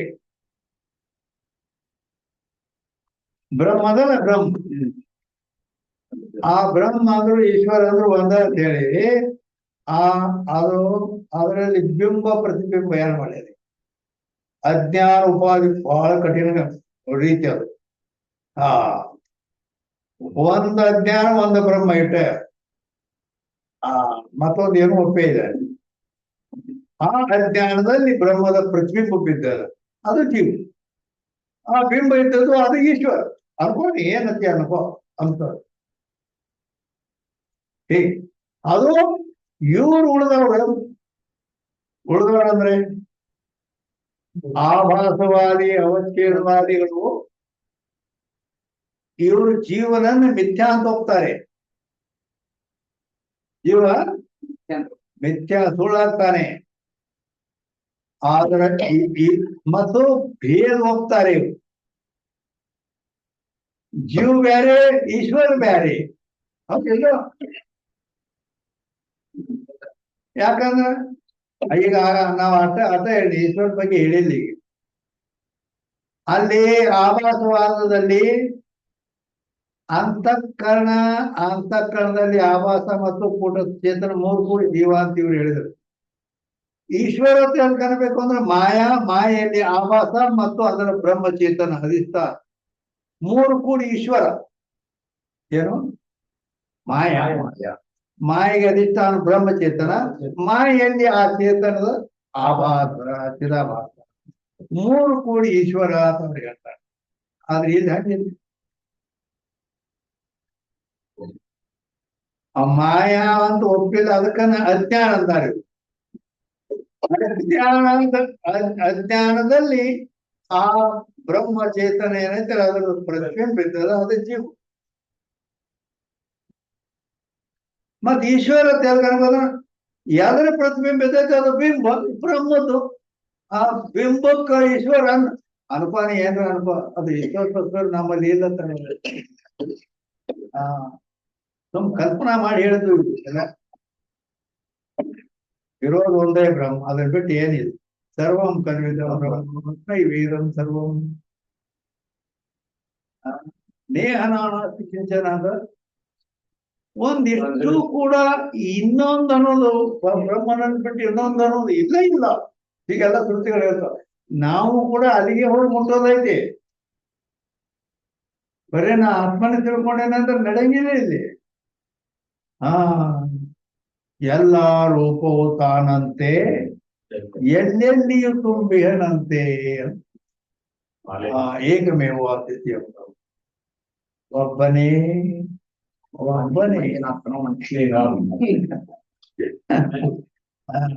ಹೇಗೆ ಏಕಮೇವ ಅದ್ವಿತೀಯ ಬ್ರಹ್ಮ ಅಂತ ಅಲ್ಲಿಗೆ ಹೋಗಿ ಮುಟ್ಟೋದಲ್ಲ. ಇರ್ಲಿ, ಈಗ ಏನಾಯ್ತು? ಬಿಂಬ ಪ್ರತಿಬಿಂಬವಾದದಲ್ಲಿ ವಿವರಣ ಗ್ರಂಥದಲ್ಲಿ ಶ್ರೀ ಪ್ರಕಾಶಾತ್ಮ ಚರಣಮುನಿಗಳು ವಿವರಣವೆಂಬ ಗ್ರಂಥದಲ್ಲಿ ಈ ಬಿಂಬ ಪ್ರತಿಬಿಂಬವಾದವನ್ನು ಹೇಳಿದ್ದಾರೆ. ಹೇಳಿದ ಅಂದ್ರ ಅರ್ಥಾತ್ ಏನ್ ಹೇಳಿದ್ದಾರೆ ಅಂದ್ರ ಒಂದು ಬ್ರಹ್ಮ ಒಂದು ಅಜ್ಞಾನದ ಆ ಅಜ್ಞಾನದಲ್ಲಿ ಬ್ರಹ್ಮದ ಪ್ರತಿಬಿಂಬ ಬಿದ್ದ ಆ ಪ್ರತಿಬಿಂಬಕ್ಕೆ ಜೀವನ್ರಿ ಆ ಬಿಂಬಕ್ಕ ಈಶ್ವರ ಅಲ್ರಿ ಆದ್ರ ಇಲ್ಲಿ ಭೇದ ಇಲ್ಲ ಅಲ್ಲಿ ಭೇದ ಅಂದ್ರೆ ಜೀವ ಬ್ಯಾರೆ ಈಶ್ವರ ಬ್ಯಾರೆ ಅನ್ನುವ ಎರಡರಲ್ಲಿ ಆವಾಸವಾದ ಅವಚ್ಛೇದವಾದದಲ್ಲಿ ಭೇದ ಅದ ಜೀವ ಬ್ಯಾರೆ ಈಶ್ವರ ಬ್ಯಾರೆ ಇಲ್ಲಿ ಯಾಕಂದ್ರೆ ಈಗ ಜೀವೇಶ್ವರರ ಸ್ವರೂಪ ಹೇಳೋದು ನಡೆದದ ಈಗ ಜೀವ ಅಂದ್ರೆ ಎದಕ್ ಅನ್ಬೇಕು ಈಶ್ವರ ಅಂತ ಎದಕ್ ಅನ್ಬೇಕು ಅಂತ ಹೇಳುವಾಗ ಎರಡು ಒಂದ ಅಂತ ಇಲ್ಲಿ ಹೇಳಕ್ ಬರಂಗಿಲ್ಲ ಇಲ್ಲಿ ಯಾಕ ಯಾವ ಜಾಗದಾಗ ಏನ ನಡೆದಿರ್ತಂತೆ ಅದನ್ನ ಅಲ್ಲೇ ಮಾತಾಡುದು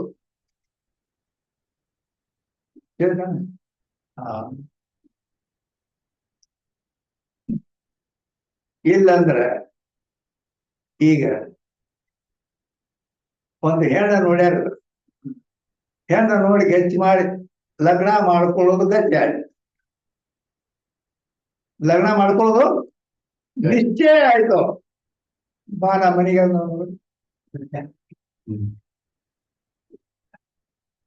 ನಡೀತೈತೆ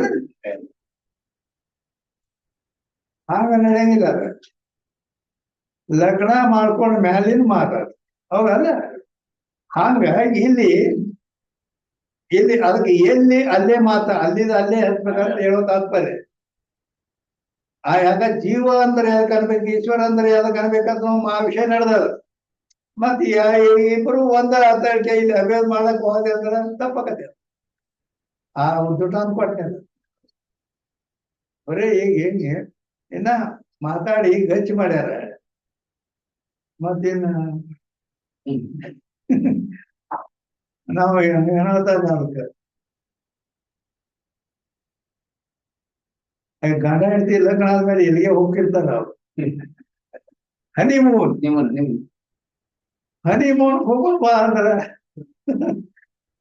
ಅದಕ್ಕೆ ಅದ್ರ ಲಗ್ನ ಆದ ಮ್ಯಾಲಿನ ಮಾತಾಡ ಅದಕ್ಕ ಈಗ ಸದ್ಯ ಅಲ್ಲ ಅದು ಹೌದಲ್ಲ ಆಗ ಜೀವ ಈಶ್ವರ ಅಭೇದ ಹೇಳೋದು ಈಗ ಅಲ್ಲ ಈಗ ಜೀವಕ್ಕೆ ಎದಕ್ಕೆ ಅನ್ಬೇಕು ಈಶ್ವರ ಎದಕ್ಕೆ ಅನ್ಬೇಕು ಅವರು ತಿಳಿಸ್ಲಾಗತೈತಿ ಇವು ಬ್ಯಾರೆ ಬ್ಯಾರೆನ ಈಗ ಆದ್ರೆ ಇಲ್ಲಿ ವಿವರಣಕಾರಿ ಅನ್ನೋದಲ್ಲ ಅವರು ಬ್ಯಾರೆ ಒಪ್ಪುದಿಲ್ಲ ಅದು ಜೀವ ಈಶ್ವರನ ಸ್ವರೂಪ ಅದ ಅಂತ ಹೇಳ್ತಾರೆ ಹಿಂಗ ಇದಕ್ಕಿಂತ ಬ್ಯಾರೆ ಆಗಿ ತೋರ್ತದ ಅದು ಬ್ಯಾರೆ ಇಲ್ಲ ಅಂತಾರ ಹಂಗಂದ್ರ ಈಗ ಒಂದು ಕನ್ನಡ ಐತಿ ಕನ್ನಡಿಯಲ್ಲಿ ಮುಖದ ಪ್ರತಿಬಿಂಬ ಬಿದ್ದಿದೆ ಹೌದಾ ಆ ಪ್ರತಿಬಿಂಬವು ಈ ಬಿಂಬಕ್ಕಿಂತ ಭಿನ್ನ ಇಲ್ಲ ಅಂತ ಹೇಳ್ತಾರೆ ಇಲ್ಲ ಅಂದ್ರೆ ಮತ್ತ ಕನ್ನಡ ಐತಿ ಇದು ಹೊರಗೈತಲ್ಲ ಅಂತಂದ್ರೆ ಅವ್ರೊಂದು ಉದಾಹರಣೆ ಕೊಡ್ತಾರೆ ಏನ್ ಉದಾಹರಣೆ ಕೊಡ್ತಾರೆ ಅಂದ್ರ ಒಂದು ಊದಿನ ಕಡ್ಡಿ ಊದಿನ ಕಡ್ಡಿ ಅಂದ್ರೆ ಗೊತ್ತಾಗತ್ತಿಲ್ಲ ಅಗರಬತ್ತಿ ಅದನ್ನ ಹೊತ್ತಿಸಿ ಅದನ್ನ ರಾತ್ರಿ ಕತ್ಲಿ ಒಳಗ ಹಿಂಗ್ ಹಿಂಗ್ ತಿರುವು ಹಿಂಗ್ ಅದು ಗೋಳಾಕಾರವಾಗಿ ಕಾಣ್ತೈತಿ ಹೌದಿಲ್ಲ ಹಿಂಗ ವೇಗದಿಂದ ತಿರುವುದ್ರೆ ಗೋಲಾಕಾರ ಐತೆನ ಹಾಗೆ ಅವ್ರಂತರ ಆ ಕನ್ನಡಿಯಲ್ಲಿ ಪ್ರತಿಬಿಂಬ ಏನ್ ತೋರ್ತದಲ್ಲ ಈ ನಮ್ಮ ನೇತ್ರ ವೃತ್ತಿ ಹೋಗಿ ಕನ್ನಡಿಗೆ ತಾಗಿ ಮತ್ತೆ ತಿರುಗಿ ಇಲ್ಲಿಗೆ ಬಂದಿರ್ತದ ಹಿಂಗ ವೇಗ ಸ್ಪೀಡ್ ವೇಗದಿಂದ ಅದು ಇದು ಆದ್ರಿಂದ ಇದನ್ನ ಬಿಟ್ಟು ಬ್ಯಾರೆ ಕಾಣಿಸ್ತೈತಿ ಹೊರತು ಅದು ಬ್ಯಾರೆ ಇಲ್ಲ ಸರ್ ಹಿಂಗ ಹೇಳ್ತಾರ ಅದಕ್ಕೆ ಇದು ಕಠಿಣ ಐತಿ ಈ ರೀತಿ ಅಂತ ಹೇಳಿದ್ವಿ ಇವತ್ತು ಆದ್ದರಿಂದ ಅರ್ಥಾತ್ ಈ ರೀತಿ ಇಲ್ಲಿ ತನ ನಾವು ಏನ್ ಹೇಳಿದೀವಿ ಅಂದ್ರ ಆಭಾಸವಾದ ಅಲ್ಲಿ ಆಭಾಸವಾದದಾಗ ಜೀವ ಮಿಥ್ಯ ಹಾಕಂದ್ರೆ ಪರ ಇಲ್ಲಿ ಅವರು ಮಿಥ್ಯ ಅನ್ನೋದಿಲ್ಲ ಆಭಾಸವಾದದಾಗ ಜೀವನನ್ನ ಮಿಥ್ಯ ಅಂತ ಹೇಳ್ತಾರ ಇಲ್ಲಿ ಅವ್ರು ಮಿಥ್ಯ ಅಂತ ಒಪ್ಕೊಳ್ಳೋದಿಲ್ಲ ಅದು ಸತ್ಯನೇ ಬಿಂಬ ಸತ್ಯ ಇದೆ, ಅದು ಸತ್ಯ. ಹೆಂಗ್ ಇದಕ್ಕೆ ಅದಕ್ಕಾಗಿ ಈ ರೀತಿ ಅದು ಜೀವೊಬ್ಬನ ತೋಪ್ತಾರೆ, ಇವ್ರು ಅನೇಕ ತೋಪ್ತಾರೆ. ಬಹಳ ವಿಲಕ್ಷಣತಾ ಇದಾರೆ ಜಗತ್ತಿನಲ್ಲಿ. ಜೀವ ಇರಾಮ ಒಬ್ಬ, ಏನ್ ಮಾಡವೇನ್ರಿ? ಅದಕ್ಕೆ ಬಿರಿ ಐತೇನ? ಅದಕ್ಕೆ ಪ್ರಕ್ರಿಯೆ ಬಹಳ ವಿಚಿತ್ರ ಐತೆ ಇದು. ಅಂದ್ರ ಒಬ್ಬನ ಇದ್ರ ಮತ್ತೆ ವ್ಯವಹಾರ ಹೆಂಗ? ಮತ್ತೆ ಈಗ ವ್ಯವಹಾರ ಮಾಡ್ಬೇಕು ಅಂದ್ರೆ ಈಗ ಮತ್ತೆ ಈಗ ನಮ್ಮ ಮುಂದೆ ಇಟ್ಟು ಮಂದಿ ಕಾಣ್ತಾರಲ್ಲ, ಮತ್ ಇವ್ರಿಗೆ ಏನ್ ಅನ್ಬೇಕ? ಅದಾವೆಲ್ಲ ಅಂತ ಅಂದ್ರ ಅವ್ರು ಹೇಳ್ತಾರ. ಈಗ ಅದಕ್ಕೆ ಒಂದು ದೃಷ್ಟಾಂತ ಕೊಡ್ತಾರ. ನಿನಗ ಕನಸು ಬಿದ್ದಿತ್ತು, ಸ್ವಪ್ನದಲ್ಲಿ ಈ ಜಾತಿ ಜನ ಎಷ್ಟೋ ಸಾವಿರಾರು ಜನ ಕಾಣ್ತಾರೆ, ಹೌದಲ್ಲ? ಎಲ್ಲಿ? ಸ್ವಪ್ನದಲ್ಲಿ. ಆ ಎಷ್ಟು ಜನ ಕಾಣ್ತಾರ ಅವ್ರ ಜೀವಗಳಲ್ಲ, ಅವ್ರ ಜೀವಾಭಾಸ. ಮತ್ ಜೀವ ಅವ್ರು ಒಬ್ಬನ ಜೀವ. ಅದನ್ನ ಅವ್ರನ್ನೆಲ್ಲ ಯಾವ ನೋಡ್ತಾನೆ ಒಬ್ಬ ಜೀವ ಕರೆ, ಅವೆಲ್ಲ ಸುಳ್ಳು. ಮತ್ತ ಅವಾಗ ಕನಸು ಬಿದ್ದಿತ್ತಂದ್ರ ಇವೆಲ್ಲ ಜೀವಾಭಾಸಗಳು ಅವ್ ಒಬ್ಬನ ಕರೆ, ಒಬ್ಬ ಜೀವ ಸಿದ್ಧ ಹೆಂಗ್ ಮಾಡ್ತಾರ? ಅದ್ರ ಪ್ರಕ್ರಿಯೆ ವಿವರಣ ಗ್ರಂಥದಲ್ಲಿ ಬರೆದಂತ ಈ ಬಿಂಬ ಪ್ರತಿಬಿಂಬವಾದ ಜೀವೇಶ್ವರ ಸ್ವರೂಪ ಹೇಳಿದ್ದು ಕಠಿಣ. ಅಂತೂ ನಿಮಗ್ ಗೊತ್ತಿರ್ಲಿ ಅಂತ ಹೇಳಿದಂತೆ. ಈಗ ಇಲ್ಲಿ ತನಕ ನಾವು ಆಭಾಸವಾದ, ಅವಚ್ಛೇದವಾದ, ಬಿಂಬ ಪ್ರತಿಬಿಂಬವಾದದ ರೀತಿಗಳನ್ನು ಅವು ಯಾವ ಗ್ರಂಥದಲ್ಲಿ ಹೇಳ್ಯಾರ, ಯಾರು ಹೇಳ್ಯಾರ ಎಲ್ಲ ಹೇಳ್ದಿವ್ರಿ. ಅದಿಲ್ಲ ಏನ बहुत विस्तार से लिखे। जीव के स्वरूप में तो एकत्व अनेकत्व का व्यवहार है। ಅಲ್ಲಿ ಮತ್ತೆ ಜೀವನ ಸ್ವರೂಪ ಹೇಳುವಲ್ಲಿ ಯಾವುದು? ಒಬ್ಬರು ಏಕತ್ವ ಅಂತಾರ, ಒಬ್ಬರು ಅನೇಕತ್ತರ. ಒಬ್ಬ ಜೀವತ್ವ ಒಬ್ಬರ್ತಾರ, ಬಹಳ ಮಂದಿ ಅನೇಕತ್ವ ಹೇಳಿ ಒಬ್ರು ಹೋಗ್ತಾರ. ಅದನ್ನ ಹೇಳೇನು? ಅವಚ್ಛೇದವಾದ ಆಭಾಸವಾದಿಗಳು ಅನೇಕ, ವಿವರಣಕಾರ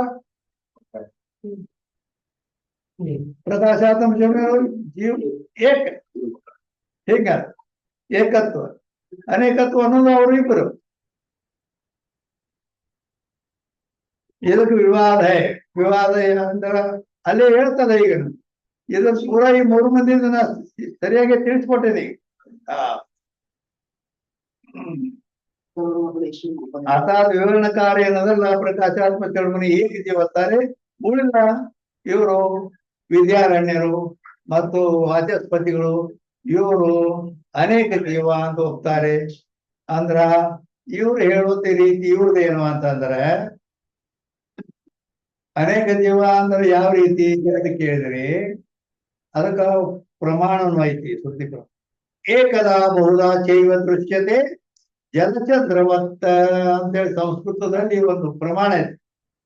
ಏಕದಾ ಬಹುದಾ ಚೈವ ದೃಶ್ಯತೆ ಜಲಚಂದ್ರವತ್ತ ಅಂದ್ರ, ಈಗ ನಾವು ಅನೇಕ ಪಾತ್ರೆಗಳಲ್ಲಿ ನೀರನ್ನು ತುಂಬಿಟ್ಟು ಒಂದು 106 ಪಾತ್ರೆಗಳಲ್ಲಿ ರಾತ್ರಿ ಸೂರ್ಯನು ಪೂರ್ಣನಾಗಿ, ಹುಣ್ಣಿಮೆ ದಿನ ಸೂರ್ಯ ಪೂರ್ಣವಾಗಿ ಇರ್ತಾನೆ. ಆ ರಾತ್ರಿ ಅವನ ಪ್ರಕಾಶವೂ ಕೂಡ ಬೆಳಕಿರ್ತದೆ. ಆದ್ರೆ ಪ್ರತಿಬಿಂಬ, ಚಂದ್ರನ ಪ್ರತಿಬಿಂಬ ಈ 106 ಪಾತ್ರೆಗಳಲ್ಲಿ ಪ್ರತಿಬಿಂಬ ತೋರುತ್ತದೆ. ಪ್ರತಿಬಿಂಬಗಳು 106 ತೋರಿದರು, ಚಂದ್ರನು ಒಬ್ಬನೇ. ಹಾಗೆ ಇಲ್ಲಿ ಆ ಪರಮಾತ್ಮ ಒಬ್ಬನೇ ಅದನಕರೆ ಜೀವ ಪ್ರತಿಬಿಂಬ ರೂಪರಾದ್ದರಿಂದ ಉಪಾಧಿಗಳು ಅನೇಕ ಇರುವುದರಿಂದ ಜೀವರು ಅನೇಕ. ಈ ರೀತಿ ಇವರು ತಿಳಿಸ್ತಾರೆ. ಗೊತ್ತಾಗ್ತದ? ಈಗ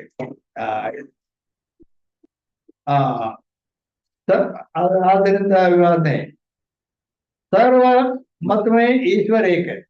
ಜೀವ ಒಬ್ಬರು ಅನೇಕ ಅಂದ್ರು, ಏಕಂದ್ರು ಕರೆ, ಎಲ್ಲರೂ ಈಶ್ವರನ ಬಗ್ಗೆ ಮಾತ್ರ ಒಬ್ಬನೇ ಈಶ್ವರ ಒಬ್ಬನೇ ಇದ್ದಾನೆ, ಇದರಲ್ಲಿ ಯಾರಿಗೂ ವಾದಿಲ್ಲ. ಸರ್ವಜ್ಞ ಮತ್ತ ಆ ಈಶ್ವರ ಯಾರಿದ್ದಾನೆ? ಸರ್ವಜ್ಞ ಸರ್ವಜ್ಞನಿದ್ದಾನೆ. ಸರ್ವಜ್ಞ ಇದ್ದಾನಂದ್ರೆ ಸರ್ವಂ ಜಾನಾತಿ ಸರ್ವಂ ಜಾನಾತಿ ಇತಿ ಸರ್ವ, ಎಲ್ಲವನ್ನ ತಿಳಿಯುವ. ಎಲ್ಲವನ್ನ ತಿಳಿಯುವ ಅಂದ್ರ ಹೌದು, ಎಲ್ಲ ಅಂದ್ರೆ ಏನು? ಜಗತ್ ಸೃಷ್ಟಿಕರ್ತ ಎಲ್ಲ ಜೀವಿಗಳಿಗೆ ಏನ್ ಬೇಕೆಲ್ಲ ಅಂದ್ರ ಏನ್ ಎಲ್ಲವನ್ನ ತಿಳಿಯುವ ಅಂತಂದ್ರ ಈಗ ನೀನು ಇಲ್ಲಿ ಏನು ಈಗ ಶಾಸ್ತ್ರ ನಡೆದಲ್ಲ, ಈ ಶಾಸ್ತ್ರ ರೂಮಿನಲ್ಲಿ ಇದ್ದವ್ರು ಇವ್ರನ್ನ ತಿಳಿಯೋದು ಅಷ್ಟೇ. ಆದ್ರೆ ಹೊರಗಿನವರು ಗೊತ್ತಿಲ್ಲ ನಿಮ್ಗೆ, ಅದಲ್ಲ. ಅವ್ರ ಇಡೀ ಜಗತ್ನ ಗೊತ್ತು. ಆದ್ರೆ ಈಶ್ವರ ಏನದಾನಲ್ಲ, ಜಗತ್ತು ಆ ಈಶ್ವರನಿಗೂ ಸರ್ವಂ ಜಾಣತನ. ಈಗ ಇಲ್ಲಿ ಶಾಸ್ತ್ರ ನಡೆದದ, ಇಲ್ಲಿ ಯಾರ್ಯಾರು ಬಂದಾರ, ಎಲ್ಲೆಲ್ಲಿ ಬಂದಾರ, ಇದೆಲ್ಲ ಗೊತ್ತವ. ಅಮೇರಿಕಾದಾಗ ಏನೋ ಅವನ್ ಟ್ರಂಪ್ ಏನ್ ಮಾಡಕತ್ತಾನ ಅದು ಗೊತ್ತವ. ಇಂಡಿಯಾದೊಳಗ ಮೋದಿ ಏನ್ ಮಾಡಕತ್ತಾನ ಇದು ಗೊತ್ತವ. ದೇವಲೋಕದಲ್ಲಿ ಇಂದ್ರ ಏನ್ ಮಾಡಕತ್ತಾನ ಇದು ಗೊತ್ತು. ಇಡೀ ಎಲ್ಲ ಪ್ರತಿಯೊಂದು ಜೀವಿ ಇವ್ ಸುಮ್ಮ ಮುಖ್ಯ ಇದ್ದದನ್ನ ಹೇಳ್ತೀವಿ ನಾವು. ಪ್ರತಿಯೊಂದು 84 ಲಕ್ಷ ಜೀವರಾಶಿಗಳು ಎಲ್ಲ ಏನ್ ಮಾಡುತ್ತವೆ? ಪಕ್ಷಿಗಳು, ಹುಳುಗ ಉಪ್ಪಡಿಗಳು, ದನಕರಗಳು, ಮನುಷ್ಯರು, ದೇವತೆಗಳು, ಏನೇನು ಯಾರ್ಯಾರು ಏನೇನು ಮಾಡ್ತಾರೆ ಎಲ್ಲ ಮೇಲೆ ಸರ್ವಮ್ಮ ಅಂದ್ರೆ ಏಕಕಾಲದಲ್ಲಿ ಈಗ ಅದಕ್ಕೆ ಸರ್ವಜ್ಞ. ಅದ ಮತ್ತು ನಿತ್ಯ ಮುಕ್ತ ಅಂದ್ರ ಈಶ್ವರ ಒಬ್ಬನಿದ್ದಾನೆ, ಸರ್ವಜ್ಞನಿದ್ದಾನೆ, ನಿತ್ಯ ಮುಕ್ತನಿದ್ದಾನೆ ಅನ್ನುವಲ್ಲಿ ಮಾತ್ರ ಎಲ್ಲರಿಗೂ ಇದು ಒಪ್ಪಿಗೆ. ಇದಕ್ಕೆ ವಾದ ಯಾರ್ದು ಇಲ್ಲ ಈಶ್ವರನ ಬಗ್ಗೆ.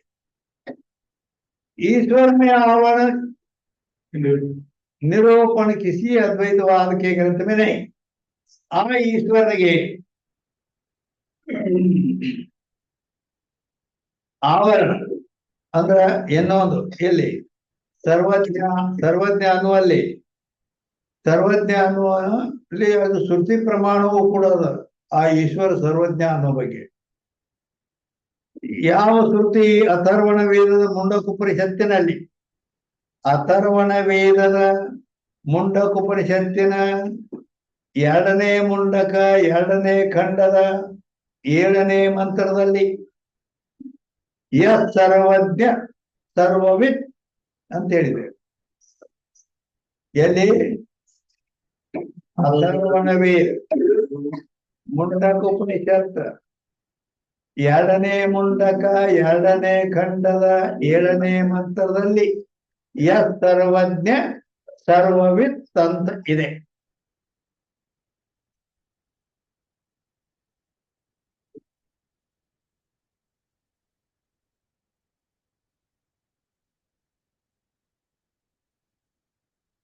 ಸರ್ವಜ್ಞ ಅನ್ನೋದಕ್ಕೂ ಪ್ರಮಾಣ ಕೊಟ್ಟಿವೆ ಅಲ್ಲಿ. ಆದ್ದರಿಂದ ಎಲ್ಲರ ಮತದಲ್ಲಿ ಈಶ್ವರ ಒಬ್ಬನಿದ್ದಾನೆ, ಸರ್ವಜ್ಞ ಇದ್ದಾನೆ, ನಿತ್ಯ ಮುಕ್ತನಿದ್ದಾನೆ ಅನ್ನುವಲ್ಲಿ ಯಾರ ವಾದನೂ ಇಲ್ಲ. ईश्वर में आवरण का निरूपण किसी अद्वैतवाद के ग्रंथ में नहीं। इन ಈಶ್ವರನಿಗೆ ಆವರಣ ಐತಿ ಅನ್ನುವ ಬಗ್ಗೆ ಇದರ ನಿರೂಪಣೆ ಯಾವ ಅದ್ವೈತವಾದ ಗ್ರಂಥದಲ್ಲಿ ಯಾರೂ ಬರೆದಿಲ್ಲ. ಅದು ಇಲ್ಲ. ಆದ್ರೆ ಜೀವನಿಗೆ ಆವರಣ ಐತಿ ಅಂತೇಳಿ ಎಲ್ಲರೂ ಬಂದರೆ ಮತ್ತು ಭಗವದ್ಗೀತಾ ಪ್ರಮಾಣವೂ ಕೂಡ ಅಜ್ಞಾನೇನ ಆವೃತಂ ಜ್ಞಾನಂ ತೇನ ಮುಹ್ಯಂತಿ ಜಂತವಾಹ ಅಂತೇಳಿ 5ನೇ ಅಧ್ಯಾಯದ 15ನೇ ಶ್ಲೋಕದಲ್ಲಿ ಹೇಳಿದೆ. ಅಜ್ಞಾನೇನ ಆವೃತಂ ಜ್ಞಾನಂ, ಆವರಣ ಅಜ್ಞಾನವಾದರೆ ಅಜ್ಞಾನದ ಆವರಣ ಜೀವಿ ಮೋಹವಾಗಿದ್ದಾನೆ. ಆದ್ರೆ ಈಶ್ವರನಿಗೆ ಆವರಣ ಅಂತೇಳಿ ಯಾವ ಗ್ರಂಥದಲ್ಲಿ ಹೇಳಿಲ್ಲ ಮತ್ತು ಯಾರ ಮಹಾತ್ಮರು ಹೇಳಿಲ್ಲ, ಅದ್ವೈತವಾದಿಗಳು ಯಾರು ಇಲ್ಲ. गलत में नहीं। जो इस धूल में आवरण कहे तो आवरण ಅಂದ್ರೆ ಏನು? ನಾಸ್ತಿ ನ ಪ್ರಕಾಶತೆ ಇತ್ತು ವ್ಯವಹಾರ ಇತ್ತು, ನಾಸ್ತಿ ನ ಪ್ರಕಾಶತೆ ಇದು ವ್ಯವಹಾರ ಇತ್ತು ಅವರ ಇಲ್ಲ. ನಾವು 3 ಸಲ ಹೇಳೋಣ, ಗೊತ್ತಾಗ್ತದೆ ನಿಮ್ಗೆ.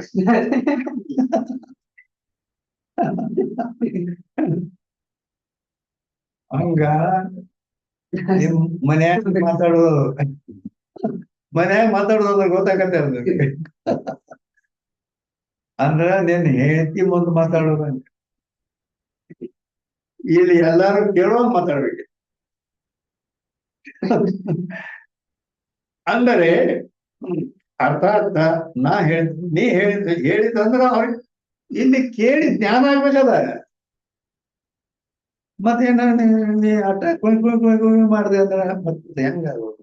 ಅದಕ್ಕೆ ಆವರಣ ಅಂತ ಎದಕ್ಕೆ ಅನ್ಬೇಕಂದ್ರ ನಾಸ್ತಿ ನ ಪ್ರಕಾಶತೆ ಇತಿ ವ್ಯವಹಾರ ಹೇತು ಆವರಣ. ಈಗ ಅದನ್ನ ಸರಿಯಾಗಿ ಇದು ಅರ್ಥನು ಆಯ್ತು. ಮತ್ತೆ ಕೆಲವರು ಬರ್ಕೊಳ್ಳೋರು ಬರೀತಾರೆ ಏನದು? ನಾಸ್ತಿ ನ ಪ್ರಕಾಶತೆ ಇತಿ ವ್ಯವಹಾರ ಹೇತು ಆವರಣ. ನಾಸ್ತಿ ಅಂದ್ರೆ ಇಲ್ಲ, ನ ಪ್ರಕಾಶತೆ ಅಂದ್ರೆ ತೋರುವುದಿಲ್ಲ, ಇಲ್ಲ ತೋರುವುದಿಲ್ಲ ಅಂದ್ರ ಇಲ್ಲ ಅಂತಂದ್ರ ಅಸತ್ವ ಪಾದಕ ಆವರಣ, ತೋರುವುದಿಲ್ಲ ಅಂದ್ರೆ ಅಭಾವ ಪಾದಕ ಆವರಣ. 2 ಪ್ರಕಾರದ ಆವರಣಗಳು ಇಲ್ಲಿ ಗ್ರಸ್ತವಾಗಿರ್ತವೆ. ಅದಕ್ಕೆ ಆವರಣ ಅಂತ ಕರೀತಾರೆ. ನಾಸ್ತಿ ನ ಪ್ರಕಾಶತೆ ಇತಿ ವ್ಯವಹಾರ ಇದು, ಇಲ್ಲ ತೋರುವುದಿಲ್ಲ ಎಂಬ ಹೇಳುವುದಕ್ಕೆನ ಆವರಣ ಅನ್ನುತ್ತಾರೆ. ಈ ರೀತಿಯ ಆವರಣ ಐತಿ ಅಂತೇಳಿ ಈಶ್ವರಿಗೆ ಅದ್ವೈತ ಗ್ರಂಥದಲ್ಲಿ ಎಲ್ಲಿ ಹೇಳಿಲ್ಲ. ಇನ್ನು ಇದನ್ನ ಯಾರಾದರೂ ಹೇಳಿದ್ರೆ ಅವರನ್ನ ವೇದಾಂತ ಸಂಪ್ರದಾಯತೆ ಬೈರ್ಬೋದು. ಅದೇನು ಪಾರ್ಟಿಯೊಳಗೆ ಉಚ್ಚಾಟನೆ ಮಾಡ್ತಾರಲ್ಲ, ಈ ಇವು ಕಾಂಗ್ರೆಸ್ ಬಿಜೆಪಿ ಪಾರ್ಟಿ ಇರ್ತಾವ, ಆ ಪಾರ್ಟಿಯಿಂದ ಅವನು ಉಚ್ಚಾಟನೆ ಮಾಡ್ತಾರೆ. ಉಚ್ಚಾಟನೆ ಮಾಡ್ತಾರಂದ್ರ ಅದನ್ನ ತೆಗೆದು ಹಾಕ್ತಾರ. ಹಂಗ ಅದ್ವೈತವಾದದಲ್ಲಿ ಯಾರ ಆವರಣ ಐತಿ ಈಶ್ವರ್ಗ ಅಂತ ಹೇಳಿದ್ರೆ ಅದ್ವೈತವಾದಿಗಳು ಅವನು ತೆಗೆದು ಬಿಡ್ತಾರೆ, ಉಚ್ಚಾಟನೆ ಮಾಡಿಬಿಡ್ತಾರೆ. बहिर्भूत है परंतु नाना अज्ञानवाद में जीव आश्रित ब्रह्म विषयक अज्ञान है. ये ವಾಚಸ್ಪತಿ के ಮಾತು है. ಏನಾದ್ರೆ ಇಲ್ಲಿ ವಾಚಸ್ಪತಿಗಳು ಏನ್ ಮಾಡ್ಯಾರ ಅಂದ್ರ ಅಲ್ಲಿ ನಾನಾ ಅಜ್ಞಾನ ಅನೇಕ ಅಂತ ಒಪ್ಪಿದ್ದಾರೆ. ಬರೀ ಅಜ್ಞಾನ ಅಷ್ಟ ಅಲ್ಲ, ಅವು ಜೀವರು ಅನೇಕ, ಅಜ್ಞಾನ ಅನೇಕ, ಮತ್ತು ಆ ಈಶ್ವರನು ಅನೇಕ, ಜಗತ್ತು ಅನೇಕ, ಎಲ್ಲ ಅನೇಕ. ಅದು ಆ ಅಜ್ಞಾನ ಅದು ಜೀವನ ಆಶ್ಚರ್ಯದಲ್ಲಿದ್ದು ಬ್ರಹ್ಮನನ್ನು ವಿಷಯ ಮಾಡ್ತದಂತೂ ಒಪ್ಪ್ಯಾರ. ब्रह्म विषय का ज्ञान है. ये वाचस्पति का मत है. ಈ ಮತ ಯಾರ್ದಂದ್ರೆ ವಾಚಸ್ಪತಿಗಳು. ಜೀವಕ್ಕೆ ಅಜ್ಞಾನತೆ ಈಶ್ವರ ಕಲ್ಪಿತೆ ನೋಡು. ಅಲ್ಲಿ ಈಶ್ವರನನ್ನು ಏನಂತಾರೆ ಅಂದ್ರೆ ಜೀವನ ಅಜ್ಞಾನ ಮೂಲಕವಾಗಿ ಕಲ್ಪಿಸಲ್ಪಟ್ಟ ಈಶ್ವರ. ಈಶ್ವರನಿಗೆ ಕಲ್ಪಿಸಂತ ಇದೆ ಅವರಿಗೆ. और ಪ್ರಪಂಚ ನಾನಾ ಮಾನೆ. ಪ್ರಪಂಚ ಎಲ್ಲರೂ ಒಂದ ಜಗತ್ತೈತೆ ಅಂದ್ರೆ ನೀವು ಅನೇಕ ಅಂತ ಹೇಳ್ತಾರೆ. ಯಾರು? ವಾಚಸ್ಪತಿ. तथापि आದರೂ जीव के अज्ञान से कल्पित ईश्वर भी सर्वज्ञ माने. ಅಲ್ಲಿ ಜೀವನ ಅಜ್ಞಾನದಿಂದ ಈಶ್ವರನನ್ನ ಕಲ್ಪಿತ ಅಂತ ಒಪ್ಪಿದ್ರು ಕೂಡ ಆ ಈಶ್ವರ ಹೇಗದಾನಂದ್ರ ಸರ್ವಜ್ಞನೇ ಇದ್ದಾನೆ ಅಂತ ಒಪ್ಪಿದ್ದಾರೆ. ಈಶ್ವರ ಮೇ ಆವರಣ ಕಾ ಅಂಗೀಕಾರ ನೈ. ಆದ್ರಿಂದ ಈಶ್ವರದಲ್ಲಿ ಆವರಣ ಐತೆ ಅಂತೇಳಿ ಯಾರು ಅಂಗೀಕಾರ ಮಾಡಿಲ್ಲ. ಈಗ 59ನೇ ಅಂಕ. इस रीति से वेदांत की अनेक प्रक्रिया है. ಈ ರೀತಿಯಾಗಿ ವೇದಾಂತದಲ್ಲಿ ಅನೇಕ ಪ್ರಕ್ರಿಯೆಗಳು. ಪ್ರಕ್ರಿಯೆ ಅಂದ್ರೆ ಅದ್ವೈತ ಬೋಧ ಪ್ರಣಕ ಕೃಷಿ ಪ್ರಕಾರ ಪ್ರಕ್ರಿಯೆ. ನಾವು ಇನ್ನೇನು ಹೇಳ್ಬೇಕು ಅವಾಗ. ಅದ್ವೈತ ಬೋಧಿಸ್ತಕ್ಕಂಥ ಅವೇನ್ ಹೇಳ್ತಿತ್ತು ಯಾರಿಗೆ ತಿಳಿದ ಅದಕ್ಕ ಹಂಗ ಎಲ್ಲಿ ಮಾತಾಡ್ಬೇಕು ಅಂತ ಹೇಳಿ ಇಲ್ಲಿ ಮಾತಾಡಿದ್ದು ಇನ್ನೊಬ್ಬರಿಗೆ ಲಾಭ ಆಗ್ಬೇಕ, ಹೌದಾ? ಅದು ಮನ್ಯಾಗ ಯಾರು ಕೇಳಿಗಿಡ ಅಲ್ಲಿ ಬೇರೆ ಕಡೆ ಮಾತಾಡಕ, ಇಲ್ಲಿ ಎಂತೂ ಜೋರ್ಲೆ ಮಾತಾಡ. ಪ್ರಕ್ರಿಯೆ ಅಂತ ಎದಕ್ಕೆ ಅನ್ಬೇಕು? ಪ್ರಕ್ರಿಯೆದ ಲಕ್ಷಣ ಏನು ಅಂತ ಕೇಳಿದ್ರೆ, ಅದ್ವೈತ ಬೋಧ ಕರ್ನೆ ಕಾ ಕೋई भी ಪ್ರಕಾರ ಸ್ವ ಪ್ರಕ್ರಿಯೆ. ಅದ್ವೈತವನ್ನ ಬೋಧ ಅಂದ್ರೆ ಅದ್ವೈತದ ಜ್ಞಾನ ಕೊಡ್ತಕ್ಕಂತ ಯಾವುದೇ ಒಂದು ರೀತಿ,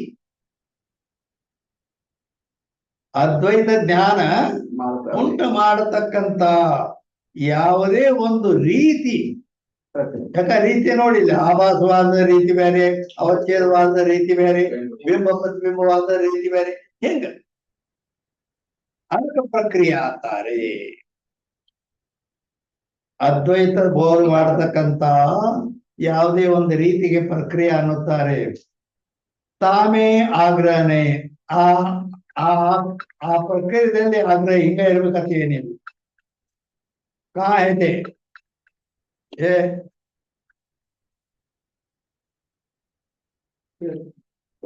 ಪ್ರಕ್ರಿಯೆ ಈ ಮೋಕ್ಷದ ಹೇತುವನೇ.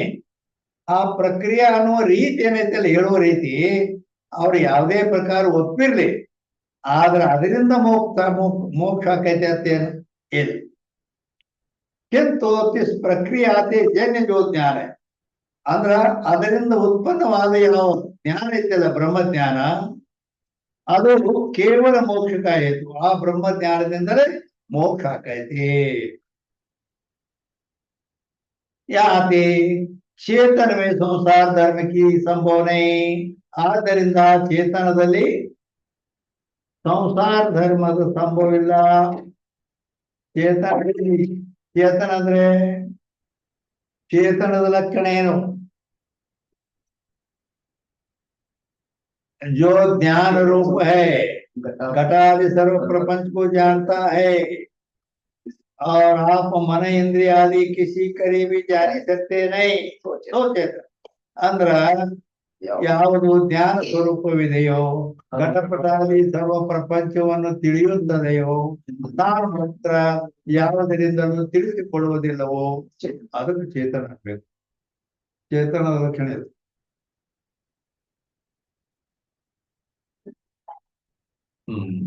ಯಾವುದು ಜ್ಞಾನ ಸ್ವರೂಪ ಇದೆ, ಘಟಾದಿ ಸರ್ವ ಪ್ರಪಂಚವಾದ ವಸ್ತುಗಳನ್ನೆಲ್ಲ ತಿಳಿಯುತ್ತದೆ, ತಾನು ಮಾತ್ರ ಮನಸ್ಸಿನಿಂದ ಇಂದ್ರಿಯದಿಂದ ಯಾವುದರಿಂದಲೂ ತಿಳಿಸಿಕೊಳ್ಳುವುದಿಲ್ಲವೋ, ಅದಕ್ಕೆ ಚೇತನ ಅಂತಾರೆ.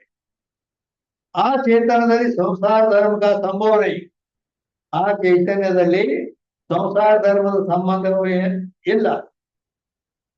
ಜೀವ ಈಶ್ವರ ಕಾ ಸ್ವರೂಪ ಕಾ ಭೇದನೆ, ಅಂದ್ರೆ ಸಂಸಾರ ಧರ್ಮ ಏನು? ನಾ ಹುಟ್ಟಿದ್ದೇನೆ, ಸಾಯುತ್ತೇನೆ, ಈ ಜಗತ್ತು ಸಂಸಾರ ಅಂದ್ರೆ ಪ್ರಪಂಚ, ಇದು ಉತ್ಪನ್ನ ಆಗೈತಿ, ಪ್ರಳಯ ಆಕತಿ, ಹೆಂಗೆ ಯಾವ ವ್ಯವಹಾರ ಅದರಲ್ಲಿ ಇಲ್ಲ. ಅದು ಮೊದಲನು ಒಂದ ಇತ್ತು, ಈಗನು ಒಂದದ, ಮುಂದನು ಒಂದ ಇದೆ. ಅಲ್ಲಿ ಏನೂ ಆಗಿಲ್ಲ, ಏನು ಹೋಗಿಲ್ಲ. ಈಗ ಜೀವ ಈಶ್ವರ ಕಾ ಪರಸ್ಪರ ಭೇದನೆ, ಆ ಜೀವ ಈಶ್ವರನ ಪರಸ್ಪರ ಭೇದ. ಜೀವ ಅಂದ್ರೆ ಬೇರೆ, ಈಶ್ವರ ಅಂದ್ರೆ ಬೇರೆ, ಈಗೆಲ್ಲ ಉಪಾಧಿ ಭೇದ ಅಂತ ಹೇಳ್ತದೆ, ಆದ್ರೆ ಅಲ್ಲಿ ಭೇದ ಇಲ್ಲ. ಜೀವೇಶ್ವರ ಕಾ ಪರಸ್ಪರ ಭೇದನೆ ಇಸ್ ಅರ್ಥಕ್ಕೆ ಬೋಧ ಅರ್ಥ ಅಂದ್ರೆ ಇಲ್ಲಿ ಆ ಚೇತನದಲ್ಲಿ ಈ ಪ್ರಪಂಚದ ಸಂಸಾರ ಧರ್ಮ ಇಲ್ಲ, ಜೀವ ಈಶ್ವರ ಪರಸ್ಪರ ಭೇದನೂ ಇಲ್ಲ ಅನ್ನುವುದನ್ನ ತಿಳಿಸುವುದಕ್ಕಾಗಿ ಈ ಅನೇಕ ರೀತಿ ಕೈಯೇ ಪ್ರಕ್ರಿಯೆಗಳು ಬ್ಯಾರೆ ಬ್ಯಾರೆ ಬ್ಯಾರೆ ಬ್ಯಾರೆ ಆಗ್ಯಾವ. ತಿಳಿಸೋದೇನು ಅಂದ್ರ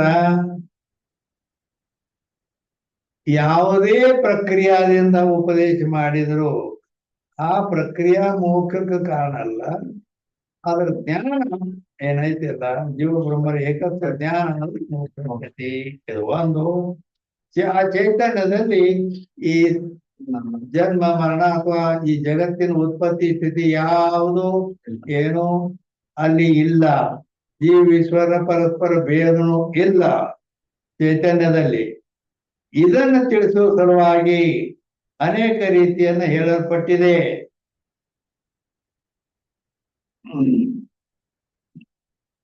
ಅಂದ್ರೆ ಒಂದನ್ನ ತಿಳಿಸೋದಕ್ಕೆ ಇದು ಬೇರೆ ಬೇರೆ ಆಗ್ಯಾವ.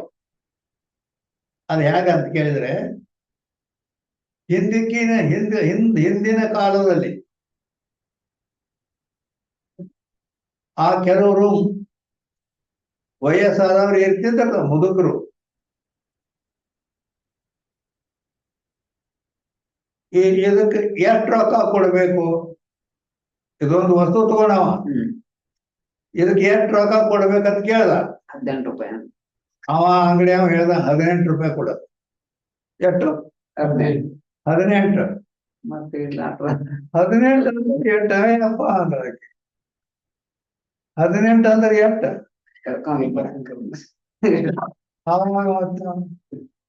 ಹತ್ತರ ಮೇಲೆ 8.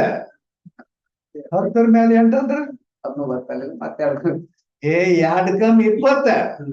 2 ಕಮ್ಮಿ 20. ಅದು 18 ತಿಳಿಸೋಕ ಅದು 10ರ ಮೇಲೆ 8, 2 ಕಮ್ಮಿ 20 ಹೇಳಿದ್ರು. ಅಂದ್ರೆ ತಿಳಿಸೋ ರೀತಿ ಬೇರೆ. ಅದು ಅಲ್ಲೇನು ಬದಲಾಗೈತೆ, 18 ಅದು 18. ಹೀಗೆ ಇಲ್ಲಿ ಬ್ರಹ್ಮಜ್ಞಾನ ಪ್ರಾಪ್ತಿಗಾಗಿ ಅಂದ್ರ ಈಗ ಎಲ್ಲರೂ ಅವ್ರಂತೇನ ಅದಾರ. ಈಗ ಬ್ರಹ್ಮಜ್ಞಾನ ಇಲ್ಲ, ಅದಕ್ಕಾಗಿ ರೀತಿಗಳು ಬೇರೆ ಬೇರೆ ಆಗ್ಯಾವ. ಹೇಗ ಆದ್ದರಿಂದ ಈ ಸರ್ವಕ್ಕೆ ಬೋಧ ಅನೇಕ ರೀತಿ ಹಿಂಗ ಅನೇಕ ರೀತಿಯನ್ನ ಹೇಳಲ್ಪಟ್ಟಿದೆ ಗ್ರಂಥಕಾರರು. जिस पक्ष से असंग ब्रह्मात्मा का बोध होवे, ಅಂದ್ರ ಎಲ್ಲಿ ಅಸಂಗ ಬ್ರಹ್ಮ ಆತ್ಮರ ಜ್ಞಾನ ಆಗುವುದು. ಅಸಂಗ ಬ್ರಹ್ಮ ಆತ್ಮ ಅಸಂಗದಾನ ಅನ್ನೋದಕ್ಕೆ ಶ್ರುತಿ ಪ್ರಮಾಣವೂ ಕೂಡ ಇದೆ. ಇಲ್ಲಿ ಹೇಳಿದ ಅಸಂಗ ಬ್ರಹ್ಮಾತ್ಮ ಇದೆಯಲ್ಲ ನಿಮ್ಮಲ್ಲಿ, ಅಸಂಗ ಬ್ರಹ್ಮ. ಅದಕ್ಕ ಅಸಂಗ ಅನ್ನೋದು ಎಲ್ಲಿ ಅಸಂಗ ಅಂತ ಹೇಳಿದೆ, ಯಾವ ಶ್ರುತಿ ಯಾವ ವೇದದಲ್ಲಿ ಹೇಳಿದೆ? ಶುಕ್ಲ ಯಜುರ್ವೇದದಲ್ಲಿ. ಯಾವ ಉಪನಿಷತ್ತು? ಬೃಹದಾರಣ್ಯಕ ಉಪನಿಷತ್ತು. 8ನೇ ಅಧ್ಯಾಯ 4ನೇ ಅಧ್ಯಾಯ 3ನೇ ಬ್ರಾಹ್ಮಣ 15ನೇ ಮಂತ್ರದಲ್ಲಿ ಏನಂತ ಹೇಳಿದೆ? ಅಸಂಗೋ ಹೇಯಂ ಪುರುಷ ಅಂತ ಹೇಳಿದೆ. ಅಸಂಗೋ ಹೇಯಂ, ಇಲ್ಲಿ ಅಸಂಗ ಶಬ್ದ ಬಂದರೆ ಆತ್ಮ ಅಸಂಗ. ಇಲ್ಲಿ ದೇಹದಲ್ಲಿದ್ರೂ ಕೂಡ ಯಾವುದರ ಸಂಬಂಧ ತಗೊಂಡಿಲ್ಲ. ಯಾವ ರೀತಿ ಅದು? ಪದ್ಮಪತ್ರ ಮಿವಾಂಬಸ, ಕಮಲ ಪತ್ರ ನೀರಿನಲ್ಲಿದ್ರೂ ಕೂಡ ನೀರಿನ ಸಂಬಂಧ ತಗೊಳ್ಳೋದಿಲ್ಲ. ಆ ರೀತಿ ದೇಹದಲ್ಲಿ ಆತ್ಮ ಇದ್ರು ದೇಹದ ಸಂಬಂಧ ಎಲ್ಲ. ಆದ್ದರಿಂದ ಅಸಂಗನಾಗಿಯೇ ಇದ್ದಾನೆ. ಅಸಂಗೋ ಹೇಯಂ ಪುರುಷ ಅಂತ ಭಗವದ್ಗೀತೆಯಲ್ಲಿ ಅಸಂಗ ಶಸ್ತ್ರೇಣ ದೃಢೇನ ಚಿತ್ವ ಅಂತ ಹೇಳ್ತಾರೆ. ಅಸಂಗನಾಗಿದ್ದೇನೆ, ಯಾವುದಕ್ಕೆ ಸಂಬಂಧ ಇಲ್ಲ ಅಂತೇಳಿ ದೃಢೇನ ಚಿತ್ವ ಅಂದ್ರೆ ಕತ್ತರಿಸಿಲ್ಲ. ಸಂಬಂಧಗಳನ್ನೆಲ್ಲ ಕತ್ತರಿಸಂತ. ಆದ್ದರಿಂದ ಅಸಂಗ ಆತ್ಮ ಬ್ರಹ್ಮಾತ್ಮ ಬೋಧ ಹೋವೆ. ಸೋಯಿ ಪಕ್ಷ ಆದರಣೆ ಅಂದ್ರ ಇಲ್ಲಿ ಆ ಚೈತನ್ಯದಲ್ಲಿ ಯಾವ ಸಂಸಾರ ಧರ್ಮ ಇಲ್ಲ, ಜೀವೇಶ್ವರ ಪರಸ್ಪರ ಭೇದ ಇಲ್ಲ ಅನ್ನೋದನ್ನು ತಿಳಿಸುವಲ್ಲಿ ಅನೇಕ ರೀತಿಗಳು ಗ್ರಂಥಕಾರರಲ್ಲಿ ಹೇಳಲ್ಪಟ್ಟಿವೆ. ಆದ್ದರಿಂದ ಈ ಪಕ್ಷದಲ್ಲಿ ಹೀಗೆ ಹೇಳುವಲ್ಲಿ ಅಸಂಗ ಬ್ರಹ್ಮ ಆತ್ಮರ ಬೋಧ ಹೋವೆ. ಅಂದ್ರ ಅಸಂಗನಾದ ಆತ್ಮ ಅವ ಬ್ರಹ್ಮ ಸ್ವರೂಪನೇ ಇದ್ದಾನೆ ಎಂಬ ಬೋಧ ಅಂದ್ರ ಜ್ಞಾನವಾಗುವುದು. ಸೋಮಿ ಪಕ್ಷ ಆಧರಣೆ ಆ ಅಸಂಗನಾದ ಆತ್ಮನೇ ಬ್ರಹ್ಮ ಸ್ವರೂಪನಿದ್ದಾನೆ ಅಂತ ಎಲ್ಲಿ ಯಾವ ಪಕ್ಷದಲ್ಲಿ ಹೇಳಿದ್ರೆ ಅದೇ ಆಧರಣೆ. ಆಧರಣೆ ಅಂದ್ರೆ ಒಕ್ಕಳಿಕೆ ಯೋಗ್ಯ ಬಂದ ಏ ಸರ್ವ ಗ್ರಂಥಕಾರುಕ ತಾತ್ಪರ್ಯ. ಗ್ರಂಥಗಳು ಬೇರೆ ಬೇರೆ, ರೀತಿಗಳು ಬೇರೆ ಬೇರೆ ಆದ್ರೂ ಕೂಡ ಅದರ ತಾತ್ಪರ್ಯ ಏನದ ಇದೇ ಅದ. ಯಾಮೇ ಕಿಸಿಕ ವಿವಾದ ನೈ. ಆ ಜೀವ ಬ್ರಹ್ಮರ ಏಕತ್ವದಲ್ಲಿ ಯಾವ ವಿವಾದ ಇಲ್ಲ, ಯಾರ ವಾದ ಇಲ್ಲ. 60ನೇ ಅಂಕ. ಐಸೆ ಶುದ್ಧಾತ್ಮ ಗೋಚರ ಪ್ರಮಾಕೆ ದೋ ವೇದ ಕಹೆ. ಇದೇ ರೀತಿ ಶುದ್ಧಾತ್ಮ ಗೋಚರ ಪ್ರಮಾ ಜ್ಞಾನದ 2 ಪ್ರಕಾರ ಅಂತ ಹೇಳ್ಕೊಂಡು ಬಂದೇವೆ. ಎಲ್ಲಿ 33ನೇ ಅಂಕ ಬಂತು. 33ನೇ ಅಂಕ. ನಕಾಶಿಯಲ್ಲಿ 33ನೇ ಅಂಕ. ಶುದ್ಧಾತ್ಮ ಗೋಚರ ಈಗೇನು ಬ್ರಹ್ಮ ಗೋಚರ ಬ್ರಹ್ಮಾತ್ಮ ಗೋಚರದ ಮ್ಯಾಲಿ ಶುದ್ಧಾತ್ಮ ಗೋಚರ ಅಲ್ಲಿ. ಅದಕ್ಕ ಅದನ್ನ ನಕಾಶಿಯಲ್ಲಿ ನೋಡಿದ್ರೆ ನಿಮ್ಗೆ ಬರೋಬ್ರಿ ಅಲ್ಲಿ ಮಾತ್ರ ಅದನ್ನೇ ಬಿಡಿಸಿ ಹೇಳ್ತಾರೆ ಈಗ ಅಂತ. ಹೆಂಗ ಅದನ್ನ ನಕಾಶಿಯಲ್ಲಿ ಮೊದಲು ತೋರ್ಸೇವಿ ನಾವು ಅಲ್ಲಿ ಹೇಳಿದ್ದನ್ನು ನಿಮಗ ನಾವು ನಕಾಶಿ ಬೇರೆ ಮಾಡಿಕೊಟ್ಟೇವೆ. ಇಲ್ಲಿ ಅದ್ ಮುಂದೆ ಹೇಳ್ಬೋದು ಆದ್ರೆ ಎಲ್ಲಿ ಅದನ್ನ ನೋಡ್ಬೇಕು. ಆಯ್ತು. 60ನೇ ಅಂಕದಿಂದ ಶುದ್ಧಾತ್ಮ ಗೋಚರ ಪ್ರಮಾಕ್ಕೆ 2 ವೇದಿಕೆ. ಶುದ್ಧಾತ್ಮ ಗೋಚರ ಅನ್ನೋದು ಶುದ್ಧಾತ್ಮ ಗೋಚರ ಅಂತಕ್ಕಂಥದ್ದು 2 ಪ್ರಕಾರ ಅಂದ್ರೆ ಬ್ರಹ್ಮ ಗೋಚರ ಬ್ರಹ್ಮ ಗೋಚರ ಬ್ರಹ್ಮ ಗೋಚರ ಹೀಗೆ 2 ಪ್ರಕಾರ ಅದ. ಅಲ್ಲಿ ಹೇಳಿದ ಕಡಿಗೆ ಅದನ್ನೇ ಇಲ್ಲಿ ಅವರು ವಿಶಿಷ್ಟ ಆತ್ಮ ಗೋಚರ ಪ್ರತ್ಯಕ್ಷ ಪ್ರಮಾಕ್ಕೆ ಅನಂತ ವೇದ ಅದಕ್ಕಿಂತ ಮೇಲೆ ಇದೆ ಅದು. ಎಲ್ಲಿ ಶುದ್ಧಾತ್ಮ ಗೋಚರ ವಿಶಿಷ್ಟಾತ್ಮ ಗೋಚರ ಅಂತೇಳಿ ನಾಕಾಶಿ ಒಳಗೆ ಬಂದದ್ದು. ಶುದ್ಧಾತ್ಮ ಗೋಚರ ವಿಶಿಷ್ಟಾತ್ಮ ಗೋಚರ ಅಂತೇಳಿ ಆತ್ಮ ಗೋಚರ ಅನ್ನೋದು ಶುದ್ಧಾತ್ಮ ಗೋಚರ ವಿಶಿಷ್ಟಾತ್ಮ ಗೋಚರ ಅಂತ 2 ಭಾಗ ಐತಿ ಅಂತ ಹೇಳುವಂತೆ. ಅಹಂ ಕರ್ತ ಅಂತೇಳಿ ಅಲ್ಲಿ ನಕಾಶಿ ಒಳಗು ನೋಡ್ರಿ, ಇಲ್ಲಿ ತಿಳ್ಕೊರಿ. ಇಲ್ಲಿ ಬರೀ ಐತಿ ಅನಂತ ವೇದ ಅಂದ್ರೆ ಏನದ ಅಂದ್ರ ಅಹಮಜ್ಞ, ಅಹಂ ಕರ್ತ, ಅಹಂ ಸುಖಿ, ಅಹಂ ದುಃಖಿ, ಅಹಂ ಮನುಷ್ಯ. ಇಷ್ಟೇ ಆದಿಲೇಖ ಅನಂತ ವೇದ ಅಂದ್ರ ಶುದ್ಧಾತ್ಮ ಗೋಚರ ಪ್ರಮಾದ 2 ಪ್ರಕಾರವಾಗಿದೆ. ವಿಶಿಷ್ಟ ಆತ್ಮ ಗೋಚರ ಪ್ರತ್ಯಕ್ಷ ಪ್ರಮಾ ಅನೇಕ ಪ್ರಕಾರ. ಅನೇಕ ಪ್ರಕಾರ ಅಂದ್ರೆ ಏನದ? ಅಹಮಜ್ಞ, ನಾನು ಅಜ್ಞಾನಿ ಇದ್ದೇನೆ, ನನಗದು ಗೊತ್ತಿಲ್ಲ. ಅಹಂ ಕರ್ತ, ನಾನು ಮಾಡಿದ್ದೇನೆ. ಅಹಂ ಸುಖಿ, ನಾನು ಸುಖಿ ಇದ್ದೇನೆ. ಅಹಂ ದುಃಖಿ, ನಾನು ಬಹಳ ದುಃಖದಲ್ಲಿದ್ದೇನೆ ಅಂತ ಹೇಳ್ತಾರಿಲ್ಲ. ಅಹಂ ಮನುಷ್ಯ, ನಾನು ಮನುಷ್ಯನಿದ್ದೇನೆ. ಅವ ಪರಮಾತ್ಮನ ಸ್ವರೂಪನೇ ಆತ್ಮನೇ ಅದನ್ನ ಮನುಷ್ಯನಿದ್ದೇನೆ ಅಂತ. ಹೌದಲ್ಲ? ಆದ್ದರಿಂದ ಇದಕ್ಕೆ ಏನ್ ಅನ್ಬೇಕು? ಎಷ್ಟೇ ಅಂತ ಬೇಕು. ವಿಶಿಷ್ಟ ಆತ್ಮ ಗೋಚರ. ವಿಶಿಷ್ಟ ಅಂದ್ರೆ ಅಲ್ಲಿ ಅನಾತ್ಮವನ್ನು ವಿಶಿಷ್ಟ ಮಾಡ್ಕೊಂಡೈತೆ, ಕೂಡಿಸ್ಕೊಂಡೈತೆ. ಆದ್ದರಿಂದ यद्यपि अबाधित को विषय करे सो ज्ञान प्रमा कहिए है. ಅಲ್ಲಿ ಯದ್ಯಪಿ ಅಂದ್ರೆ ಶಂಕಾ ಮಾಡ್ತಾನೆ. ಅಬಾಧಿತತ್ವವನ್ನು ವಿಷಯ ಮಾಡ್ತಕ್ಕಂತ ಜ್ಞಾನಕ್ಕನ ಪ್ರಮ ಅಂತ ಹೇಳಲ್ಪಟ್ಟಿದೆ. ಅಹಂ ಕರ್ತ ಇತ್ಯಾದಿ ಜ್ಞಾನ का ಅಹಂ ನ ಕರ್ತ ಇತ್ಯಾದಿ ಜ್ಞಾನ से बाद होवे. ಏನಂತಾರೆ? ಅಬಾಧಿತ ಅರ್ಥವನ್ನು ವಿಷಯ ಮಾಡ್ತಕ್ಕಂತ ಜ್ಞಾನಕ್ಕನ ಪ್ರಮ ಅಂತಾರೆ. ಅಹಂ ಕರ್ತ ಅಂತ ಹೇಳುವ ಮೊದಲಾದ ಇವುಗಳನ್ನ ಅಹಂ ನ ಕರ್ತ. ಅಹಂ ಕರ್ತ ಅಂದ ದುಃಖ, ಅಹಂ ನ ಕರ್ತ ಅಂದ್ರ ಅಹಂ ಕರ್ತ ಅಂದ್ರೆ ನಾನು ಮಾಡಿದ್ರಿ, ನಾನು ನ ಕರ್ತ ಅಂದ್ರ ನಾ ಏನನ್ನು ಮಾಡು. ನೈ ಕಿಂಚಿತ್ ಕರೋಮಿ ಭಗವದ್ಗೀತೆಯಲ್ಲಿ ಹೇಳ್ತಾರೆ. ನೈವ ಕಿಂಚಿತ್ ಕರೋಮಿ ಅಂದ್ರೆ ನಾ ಕಿಂಚಿತ್ ಒಂದ್ ಸ್ವಲ್ಪ ಕೂಡ ಏನೋ ಮಾಡವಲ್ಲ. ಯಾರು? ಆತ್ಮ. ಮತ್ತೆ ಯಾರು ಮಾಡ್ತಾ ಇರ್ಬೇಕು? ಇಂದ್ರಿಯಾಣಿ ಇಂದ್ರಿಯಾರ್ಥೇಷು ವರ್ತಂತೆ ನೈವ ಕಿಂಚಿತ್ ಕರೋಮಿ. ಇಂದ್ರಿಯಗಳು ತಮ್ಮ ವಿಷಯಗಳಲ್ಲಿ ವ್ಯವಹಾರ ಮಾಡ್ತಾವ್. ಕರೆ ನಾ ಏನೋ ಅಲ್ಲ, ಕರೆಂಟ್ ಏನಾರ ಮಾಡ್ತೈತೆ ತುಂಬಾ ಇರ್ತೈತ. ಆದ್ರೆ ಸನ್ನಿಧಾನ ಪಂಕ ತಿರುಗತೈತಿ, ಲೈಟ್ ಬೆಳಕು ಕೊಡ್ತದ, ಇದು ಮೈಕ್, ಇದು ಕ್ಯಾಮ್ರಾ ರೆಕಾರ್ಡ್ ಮಾಡ್ಕೊತದ, ನಿಮ್ ಮೊಬೈಲ್ಗಳೆಲ್ಲ ರೆಕಾರ್ಡ್ ಇಟ್ಟಿರಿ ಇವು ಎಲ್ಲ. ಆದ್ರ ಆ ಕರೆಂಟ್ ಏನೂ ಮಾಡಾಗ ಹಿಂಗ ದೇಹದಲ್ಲಿ ಆತ್ಮ ಏನೋ ಮಾಡ ತುಂಬಾ ಇರ್ತದೆ. ಅದರ ಸನ್ನಿಧಾನದಿಂದ ಎಲ್ಲ ವ್ಯವಹಾರ ನಡೆಯುತ್ತವೆ. ಸೂರ್ಯ ತುಂಬಾ ಇರ್ತಾನೆ, ಜಗತ್ತಿನ ವ್ಯವಹಾರ ಎಲ್ಲ ನಡೆದ್ಬಿಡ್ತವೆ. ಅವ ಏನ್ ಮಾಡ್ತಾನ ಹೇಗ್ ಅದಕ್ಕ ಅಹಂ ಕರ್ತ ಅಂದದ್ದು ಅಹಂ ನ ಕರ್ತ, ನಾನು ಮಾಡುವವನಲ್ಲ ಅಲ್ಲ ಅಂತೇಳಿ ಈ ರೀತಿ ಜ್ಞಾನದಿಂದ ಬಾಳ ಆಕೈತಿಲ್ಲ ಅಂತ ಎದ್ದೇಬೇಕಾರ ಅಂದ. ತಾಕೋ ಪರಮಾಕಾರನ ಸಂಭವ, ಅದಕ್ಕೆ ಪ್ರಮಾ ಅಂತ ಯಾಕಂತೀರಿ, ಯಾಕ ಬಾಧಿಸ್ತೈತಿ, ಅಬಾಧಿತ ಅರ್ಥಕ್ಕನ ವಿಷಯ ಮಾಡ್ತಕ್ಕಂಥ ಜ್ಞಾನಕ್ಕನ ಪ್ರಮಾದ.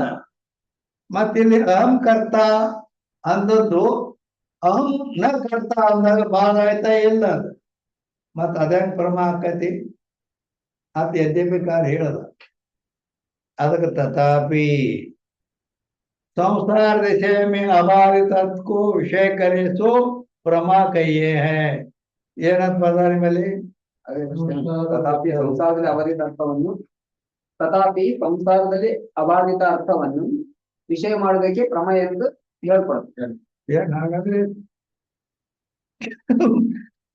ನಿನ್ ಮುಂದೆ ಗ್ರಂಥ ಐತಿ, ಅದ್ರ ಓದಿ ಹೇಳಿ ಹಾಗಂದ್ರೆ ಏನು ಮಾರನ್ನೇ ಕನ್ನಡದಾಗ ಐತಿ ಮತ್ತೆ, ಹೌದಿಲ್ಲ? ಅಂದ್ರೆ ಅದ್ರ ಅರ್ಥ ಏನಂದ್ರ ತಥಾಪಿ ಆದ್ಮೇಲೆ ಸಂಸಾರ ದಶಾಮೆ, ಸಂಸಾರ ದಶಾಮೆ ಸಂಸಾರ ಕಾಲದಲ್ಲಿ ಸಂಸಾರ ಕಾಲದಲ್ಲಿ, ಸಂಸಾರ ಕಾಲದಲ್ಲಿ ಅಂದ್ರೆ ಏನು? ಸಂಸಾರ ಅಂದ್ರೆ ಗಂಡ ಜನ್ಮ ಮರಣ ಮೊದಲು ಸಂಸಾರ ಮಾಡ್ತಿದ್ವಿಲ್ಲ ಅವಾಗ ಜನ್ಮ ಮರಣ ಏನ ಅಲ್ಲ, ಜನ್ಮ ಮರಣ ವಿಷಯದಲ್ಲಿ ಸಂಸಾರ ಕಾಲ ಅಂದ್ರ ಅಜ್ಞಾನ ಕಾಲದಲ್ಲಿ ಅರ್ಥ ಮಾಡ್ಬೇಕಂತ ಅಲ್ಲಿ ನೀವು ಬರ್ಕೊಡಿ. ಸಂಸಾರ ದಶ ಅಂದ್ರೆ ಸಂಸಾರ ಅಂದ್ರೆ ಅಜ್ಞಾನ ಕಾಲದಲ್ಲಿ, ಆತ್ಮಜ್ಞಾನ ಆಗಿಲ್ಲ, ಆ ಅಜ್ಞಾನ ಕಾಲದಲ್ಲಿ ಅಬಾಧಿತಕ್ಕೂ ವಿಷಯ ಕರೆ ಸೋ ಪ್ರಮಾ ಕಹಿಯೇ.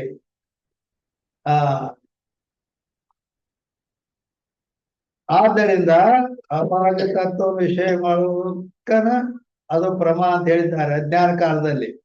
ಸಂಸಾರ ದಶಾಮೆ ಉಕ್ತ ಜ್ಞಾನೋಕ ಬಾಧೋವೇನೆ, ಸಂಸಾರ ದಶಾಮೆ ಅಂದ್ರ ಅಜ್ಞಾನ ಕಾಲದಲ್ಲಿ ಉಕ್ತ ಜ್ಞಾನ ಅಂದ್ರೇನು? ಅಹಂ ಕರ್ತ, ಅಹಂ ಕರ್ತ ನಾನು ಮಾಡಿದ್ದೇನೆ ಅಂತ ಹೇಳಿದ.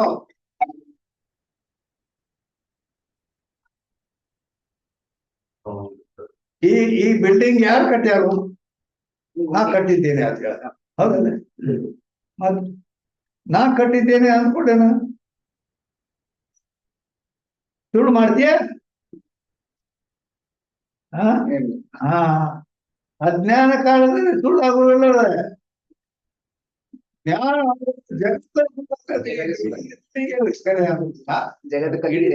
ಸುಳ್ಳಾಗುತ್ತದೆ ಜ್ಞಾನ ಕಾಲದಲ್ಲಿ. ಅದಕ್ಕೆ ಸಂಸಾರ ದಿಶ ಅಂದ್ರೆ ಅಜ್ಞಾನ ಕಾಲದಲ್ಲಿ ಬಾಧಿಸುವುದಿಲ್ಲ. ಅದು ಹೇಳ್ತೀನಿ ಅನ್ಬೇಕು, ತಂಗಿನ ಅನ್ಬೇಕು, ಮತ್ತೆ ಹಿಂಗೆಲ್ಲ ವ್ಯವಹಾರ ಅದಾವ, ಹೌದಿಲ್ಲ? ಆದ್ದರಿಂದ ಅಲ್ಲಿ ಬಾಧಿಸುವುದಿಲ್ಲ. ಅದಕ್ಕೆ ಸಂಸಾರ ಸೇವೆ ಹೋಗ್ತ ಜ್ಞಾನಕ್ಕೆ ಬಾಧ ಹೋವೇನೆ, ಇಲ್ಲಿ ಅಜ್ಞಾನ ಕಾಲದಲ್ಲಿ ಬಾಧ ಆಗುವುದಿಲ್ಲ. ಯಾತೆ ಪ್ರಮಾ, ಅದಕ್ಕೆ ನಾವು ಪ್ರಮಾ ತಿಳಿವಿ ಅಂತೇಳಿ. ಅಹಂ ನ ಕರ್ತ ಅಂದ್ರೆ ನಾ ಮಾಡವ ಅಲ್ಲ ಅನ್ನೋದು ಅಜ್ಞಾನ ಕಾಲದಲ್ಲಿ ಅಂತಾನ. ನಾ ಏನು ಮಾಡವಲ್ಲ ಎಲ್ಲ ನಾನೇ ಮಾಡೇನು ಹೇಳ್ತಾನೆ. ಅದಕ್ಕೆ इस रीति से ಆತ್ಮಗೋಚರ ಆಂತರ ಪ್ರತ್ಯಕ್ಷ ಪ್ರಮಾಕ್ಕೆ ಬೇದಿಕೆ, ಈ ರೀತಿಯಿಂದ ಆತ್ಮನ್ನು ವಿಷಯಕ್ಕರ್ತಕ್ಕಂಥ ಅಂತರ್ ಅಂದ್ರೆ ದೇಹದ ಒಳಗಿರ್ತಕ್ಕಂಥ ಪ್ರತ್ಯಕ್ಷ ಪ್ರಮಾ ಅಂದ್ರೆ ಪ್ರತ್ಯಕ್ಷ ಜ್ಞಾನ, ಅವು ಎಷ್ಟು ಪ್ರಕಾರ ಯಾವ ರೀತಿ ಅನ್ನೋದು ಅದರ ಭೇದ ಅಂದ್ರೆ ಅನೇಕ ಪ್ರಕಾರಗಳನ್ನ ನಾವು ಕಹೆ ಅಂದ್ರೆ ಹೇಳಿದೆವು. ಹೇಳಿದೆವು. ಈಗ 61ನೇ मई सुखम मई दुखम इत्यादि सुख दुखादि गोचर ज्ञान भी आत्म गोचर प्रत्यक्ष प्रमा है. मई सुखम मई दुखम, मई अंदर ನಾನು ನನ್ನಲ್ಲಿ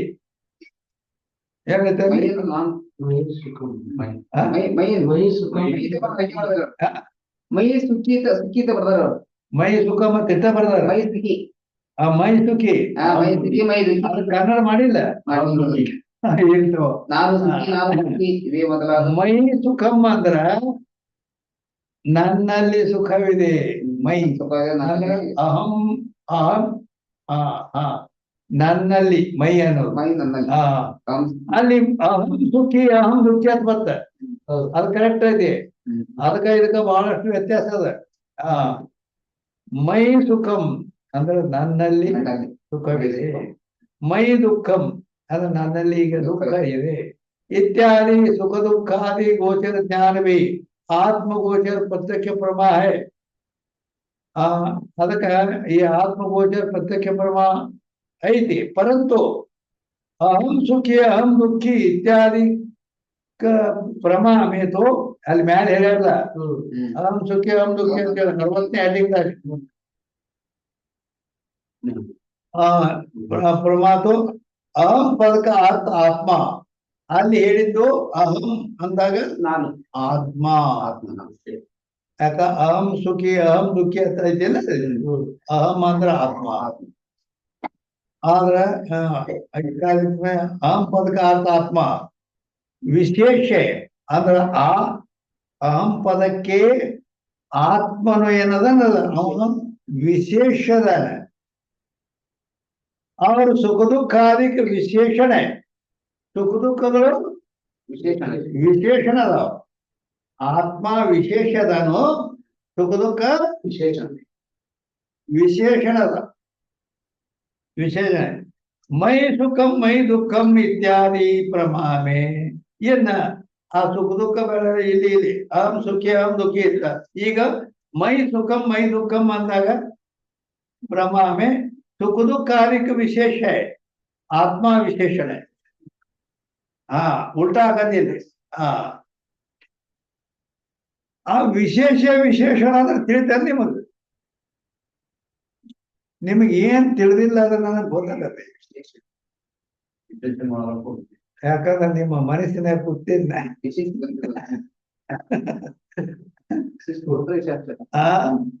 ಅಂದ್ರ ವಿಶೇಷ ವಿಶೇಷಣ ಇದ್ರ ಮೊದಲ ಶಬ್ದ ಐತೆ ಇಲ್ಲ. ವಿಶೇಷ ವಿಶೇಷಣ ಅಂದ್ರೆ ಗೊತ್ತಾಗ್ತಾನ. ಮತ್ ತುಂಬಾ ಗೊತ್ತಿದೆ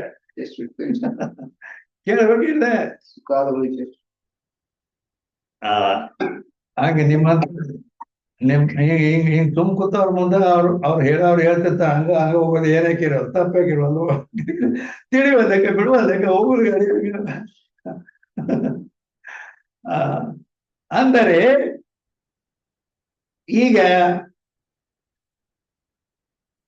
ವಿಶೇಷ ವಿಶೇಷಣದ ಬಗ್ಗೆ ಹೇಳ್ತೇನೆ.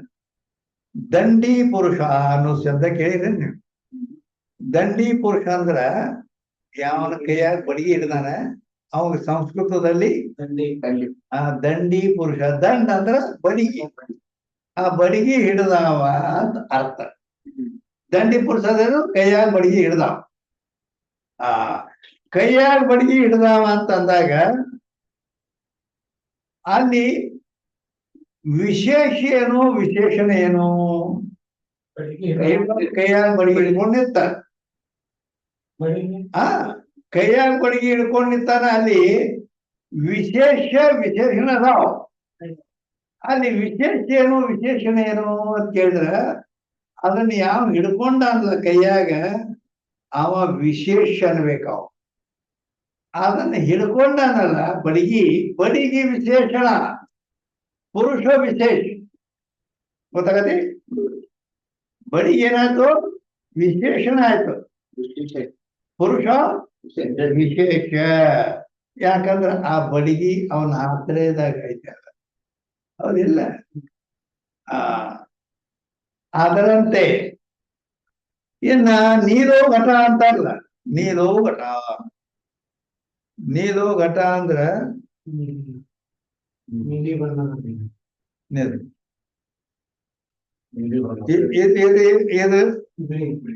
ಇದೇನು? ಬಿಳಿ ಹಾಳೆ. ಕರೆಕ್ಟ್. ಇದೇನು? ಬಿಳಿ ಹಾಳೆ. ಹೌದಲ್ಲ? ಮತ್ತೆ ಈ ಗ್ರಂಥ ಹಂಗತಿ ಕೆಂಪು ಐತೆ. ಹೌದಲ್ಲ? ಬಿಳಿ ಹಾಳಿ, ಬಿಳಿ ಕಾಗದ. ಆದ್ರ ಈ ಬಿಳಿ ಬಣ್ಣ ಈ ಕಾಗದಕ್ಕೈತಿ, ಹೌದಿಲ್ಲ? ಹಂಗ ನೀಲೋ ಘಟ ಅಂತ ಆಗಲೇ ಹೇಳಿದ್ನ. ಘಟ ಅಂದ್ರೇನು? ಗಡಿಗೆ ಗಡಿ. ನೀಲ ಅಂದ್ರ ಬಣ್ಣ ಬಣ್ಣ ಕರೀದ. ಕರಿ ನೀಲ ಅಂದ್ರೆ ನೀಲಿ ಬಣ್ಣಕ್ಕೆ ಹೋಗ್ತೀನಿ. ಆದ್ರೆ ಸಂಸ್ಕೃತದಲ್ಲಿ ನೀಲ ಅಂದ್ರೆ ಕಪ್ಪು ಅಂತ. ಕಪ್ಪು ಕಪ್ಪು ಬಣ್ಣ. ಅಂದರೆ ಕರಿ ಗಡಿಗೆ ಕೆಂಪು ಗಡಿಗೆ ಇರ್ತಾವ, ಹೌದಿಲ್ಲ? ಕೆಲವು ಕಡೆ ಕರಿ ಮಣ್ಣಿಲೆ ಮಾಡಿರ್ತಾರೋ, ಕೆಂಪು ಮಣ್ಣಿಲೆ ಮಾಡಿರ್ತಾರೋ. ನೀಲೋ ಘಟ ಅಂದ್ರೆ ಕಪ್ಪು ಬಣ್ಣದ ಗಡಿಗೆ, ಹೌದಾ? ಆ ಗಡಿಗೆ ಅನ್ನೋದು ವಿಶೇಷ ಆಯ್ತು. ಆ ಬಣ್ಣ ವಿಶೇಷಣ. ವಿಶೇಷಣ ಅಂದ್ರೆ ಏನು ತಿಳಿತಲ್ಲೇ? ಹಾಗೆ ಆತ್ಮ ಮತ್ತು ಇಲ್ಲಿ ಇದೊಂದು ಸುಖ ದುಃಖಗಳಲ್ಲಿ ಇಲ್ಲಿ ಹೇಳ್ತಾರ. ಅದಕ್ಕಾಗಿ ಈ ರೀತಿ ವಿಶೇಷಣಗಳನ್ನು ನೀವು ತಿಳ್ಕೋಬೇಕು ಅಂತ ಹೇಳಿದೀವಿ ನಾವು. ಇಲ್ಲಿ ಸಿದ್ಧಾಂತ ಏನಾದ್ರು ಏನು ಸಿದ್ಧಾಂತದಾಗ ಏನಾದ್ರು ಅರ್ಥ ಮಾಡ್ಬೋದು ಅಂದ್ರೆ ಇಲ್ಲಿ ಇದ್ರಲ್ಲಿ ಏನ್ ಅರ್ಥ ಮಾಡ್ಬೋದು? ಹಾ, ಇಲ್ಲಿ ಸಿದ್ಧಾಂತದಾಗ ಏನ್ ಅರ್ಥ ಮಾಡ್ಬೋದು ಅಂದ್ರೆ ಆತ್ಮವಿಶೇಷ ಅಂದ್ರೆ ಆತ್ಮವಿಶೇಷಣ ಅಂದಂಗೆ ಅಂತ. ಈ ಸುಖ ದುಃಖಗಳು ವಿಶೇಷ, ಆತ್ಮ ವಿಶೇಷಣ. ಮತ್ತ ಸಿದ್ಧಾಂತ ಮಾತ್ರ ಆತ್ಮ ಬಿಟ್ಟು ಮತ್ತೊಂದು ಸಿದ್ಧಾಂತ ಬೇಕಂದ್ರೆ ಇಲ್ಲ ಅದೇ ಐತೆ. ಅದೇ ಅಂದ್ರ ಇಲ್ಲಿ ನೋಡಿ, ಇಲ್ಲಿ ಸುಖ ದುಃಖಗಳು ವಿಶೇಷ ಅಂದ್ರ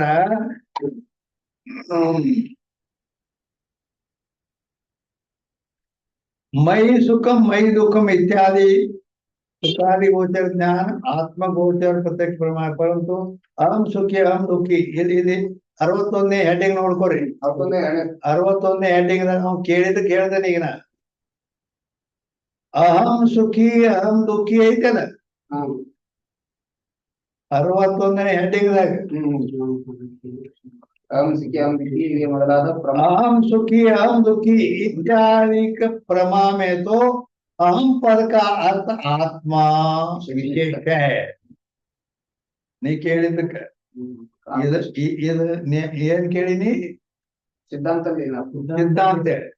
ಆತ್ಮನ ಬಗ್ಗೆ ಹೇಳಿದ್ರೆ ಸಿದ್ಧಾಂತ ಏನ್ ಗಿದ್ಧಾಂತ? ಅಷ್ಟೇ. ಬೆಳತಾರ ರಾಮಾಯಣ ನೋಡ್ದತ್ತ. ರಾಮಾಯಣ ನೋಡಿ ಮುಂಜಾನೆ ಒಬ್ಬ ಮಗದವನ್ ಕೇಳ್ತಾನ, ಆ ಸೀತಾ ಇದ್ದಾಳಲ್ಲ ಆಕಿ ರಾಮಗೆ ಏನ್ ಆಗ್ಬೇಕು ಆಕಿ ಅಂತ ಕೇಳ್ದ. ಅವ ಹೆಂಗ ನಾಟಕ ನೋಡಿರ್ಬೇಕು. ಹಂಗ ಇವ್ ಜಾತ್ರೆ ಕೇಳ್ತಾನ, ಇಡೋದನಾದ್ರ ಹೇಳ್ಕೊಂಡಿಲ್ಲ. ಇದನ್ನ ಇಲ್ಲಿ ಅಹಂ ಅನ್ನೋ ಪದಕ ಆತ್ಮ ವಿಶೇಷ ಐತಿ, ಸುಖ ದುಃಖಾದಿ ವಿಶೇಷಣ ಅದಾವತ್ತ. ಅಲ್ಲಿ 1ನೇ ನಂಬರ್ದಾಗ 61ನೇ ಹೆಡ್ಡಿಂಗ್ ಅದ 1ನೇ ನಂಬರ್ದಾಗ ನೋಡ್ರಿ. ಮತ್ತ ಅದು ಸಿದ್ಧಾಂತ ಏನು ಗಿದ್ಧಾಂತ? ಆತ್ಮವಿಶೇಷಣ. ಮೂರ್ಖ ವಿಶೇಷ ಮೂರ್ಖ ಅನ್ಬೇಕು. ವಿಶೇಷ ಆತನ ಇದೇ ಅದನ್ನ ಹೇಳ್ಬೇಕು, ಮತ್ತ ಅಲ್ಲ ಪ್ರಶ್ನೆ ಮಾಡ್ತಾನೆ. ಅದೊಂದು ನೀನು ಹುಚ್ಚತೆ ಸಿದ್ಧಾಂತ ಹೇಳಿದ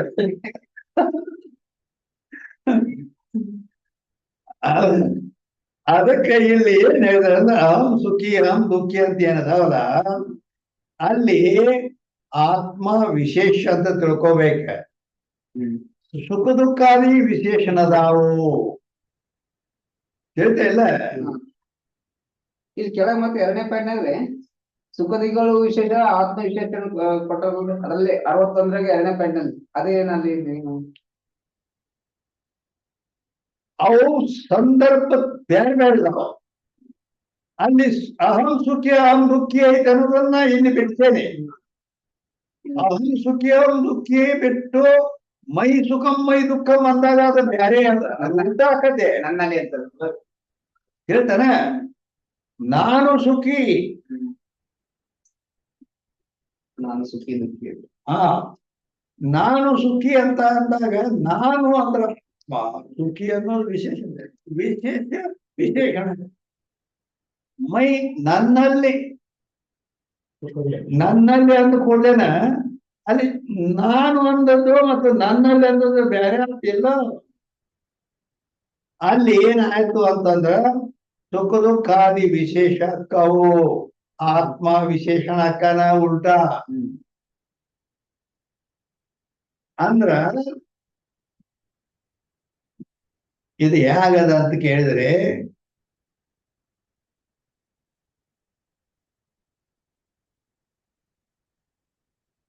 ದೇವರ ಗುಡಿಯಾಗ ದೇವ್ರ ಕೂಡ ಯಾರ್ದಾರು ದೇವರಿದ್ದಾರೆ.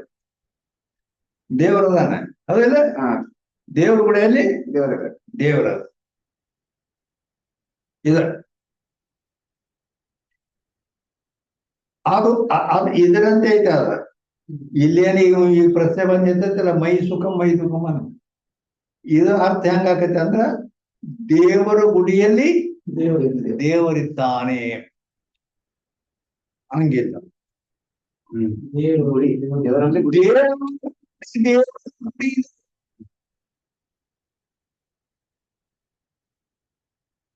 ಏನ ದೇವರಲ್ಲಿ ದೇವರು. ದೇವರ ಗುಡಿಯಲ್ಲಿ ದೇವರಿಲ್ಲ, ದೇವರಲ್ಲಿ ದೇವರೇ. ದೇವರಲ್ಲಿ ದೇವರ ಗುಡಿ ಇದೆ. ಯಾಕಂದ್ರೆ ಅದು ಪರಿಪೂರ್ಣ ವಸ್ತು. ಎಲ್ಲ ಕಡೆ ಇದೆ. ಕಿಟೋತನ ಏನಾಯ್ತು, ದೇವ್ರ ಗುಡಿಯಾಗಿದ್ದ, ಈಗೇನಾಯ್ತು ಗುಡಿನ ದೇವರಂತೆ. ಈಗ ಇಲ್ಲಿ ಸಂದರ್ಭ ಹಿಂಗೈತಿ. ಈಗ ಮೈ ಸುಖಂ ಅಂತಾರೆ. ಓಕೆ, ಈಗ ತಿಳಿತಾ ಇಲ್ಲ. ಅದಕ್ಕ ಯಾಕ ಅಂದ್ರ ಅಲ್ಲಿ ಮೈ ಸುಖಂ ಮೈ ದುಃಖಂ ಇತ್ಯಾದಿ ಪ್ರಮಾಮೆ ಸುಖ ದುಃಖಾದಿ ವಿಶೇಷ. ಅದು ಅಲ್ಲಿ ಆತ್ಮ ವಿಶೇಷ ಇದ್ದು ಸುಖ ದುಃಖಗಳು ವಿಶೇಷನಾಗಿದ್ದು ಹೇಳ್ತಾನೆ. ನಾನು ಈಗ ಇಲ್ಲಿ ಏನೈತಿ, ಸುಖ ದುಃಖ ಅವು ಸುಖ ದುಃಖನೇ ವಿಶೇಷ ಆಗ್ಯಾವ. ಆತ್ಮವಿಶೇಷ. ಆತ್ಮ ವಿಶೇಷಣ ಆಗಿದ್ದಾರೆ. ಮೈ ಅಂದ್ರೆ ನನ್ನಲ್ಲಿ ಇಲ್ಲ. ಈಗ ದೇಹದಲ್ಲಿ ಆತ್ಮ ಅದಾನು ಅಂತ ಹೇಳಿದಂಗ, ಆದ್ರ ಈ ದೇಹವೇ ಆತ್ಮನಲ್ಲಿದೆ. ಹಿಂಗ ಆಧಾರ ಅಂದ್ರ ಆತ್ಮ ಇದನ್ನ ಆಶ್ರಯ ಮಾಡ್ಕೊಂಡು ನಾನು ದೇವನ್ನ, ಹೌದಿಲ್ಲ? ಮತ್ತೆ ಈಗ ದೇಹದ ಆಶ್ರಯದಲ್ಲಿ ಅದನ್ನೆಲ್ಲ ಹಿಂಗ ಅಂದಂಗ. ಅಂದ್ರೆ ಏನಾಯ್ತು, ಮತ್ತೆ ದೇಹ ಇದು ಅವಿಶೇಷ ಆಯ್ತು. ಅದಕ್ಕಲ್ಲಿ ಸುಖ ದುಃಖಗಳ ಬಗ್ಗೆ ಮೈ ಸುಖಂ ಅಹಂ ಸುಖಿ ಅಹಂ ದುಃಖಿ, ಮೈ ಸುಖಂ ಮೈ ದುಃಖಂ ಪದಗಳ ಬೇರೆ ಬೇರೆ ಅದ. ಆದರೆ ವಿಶೇಷಣಗಳು ಚೇಂಜ್ ಆಗ್ತಾವ. ಆದ್ದರಿಂದ ಆತ್ಮ ವಿಶೇಷಣ ಎಲ್ಲಿ ಈ ರೀತಿ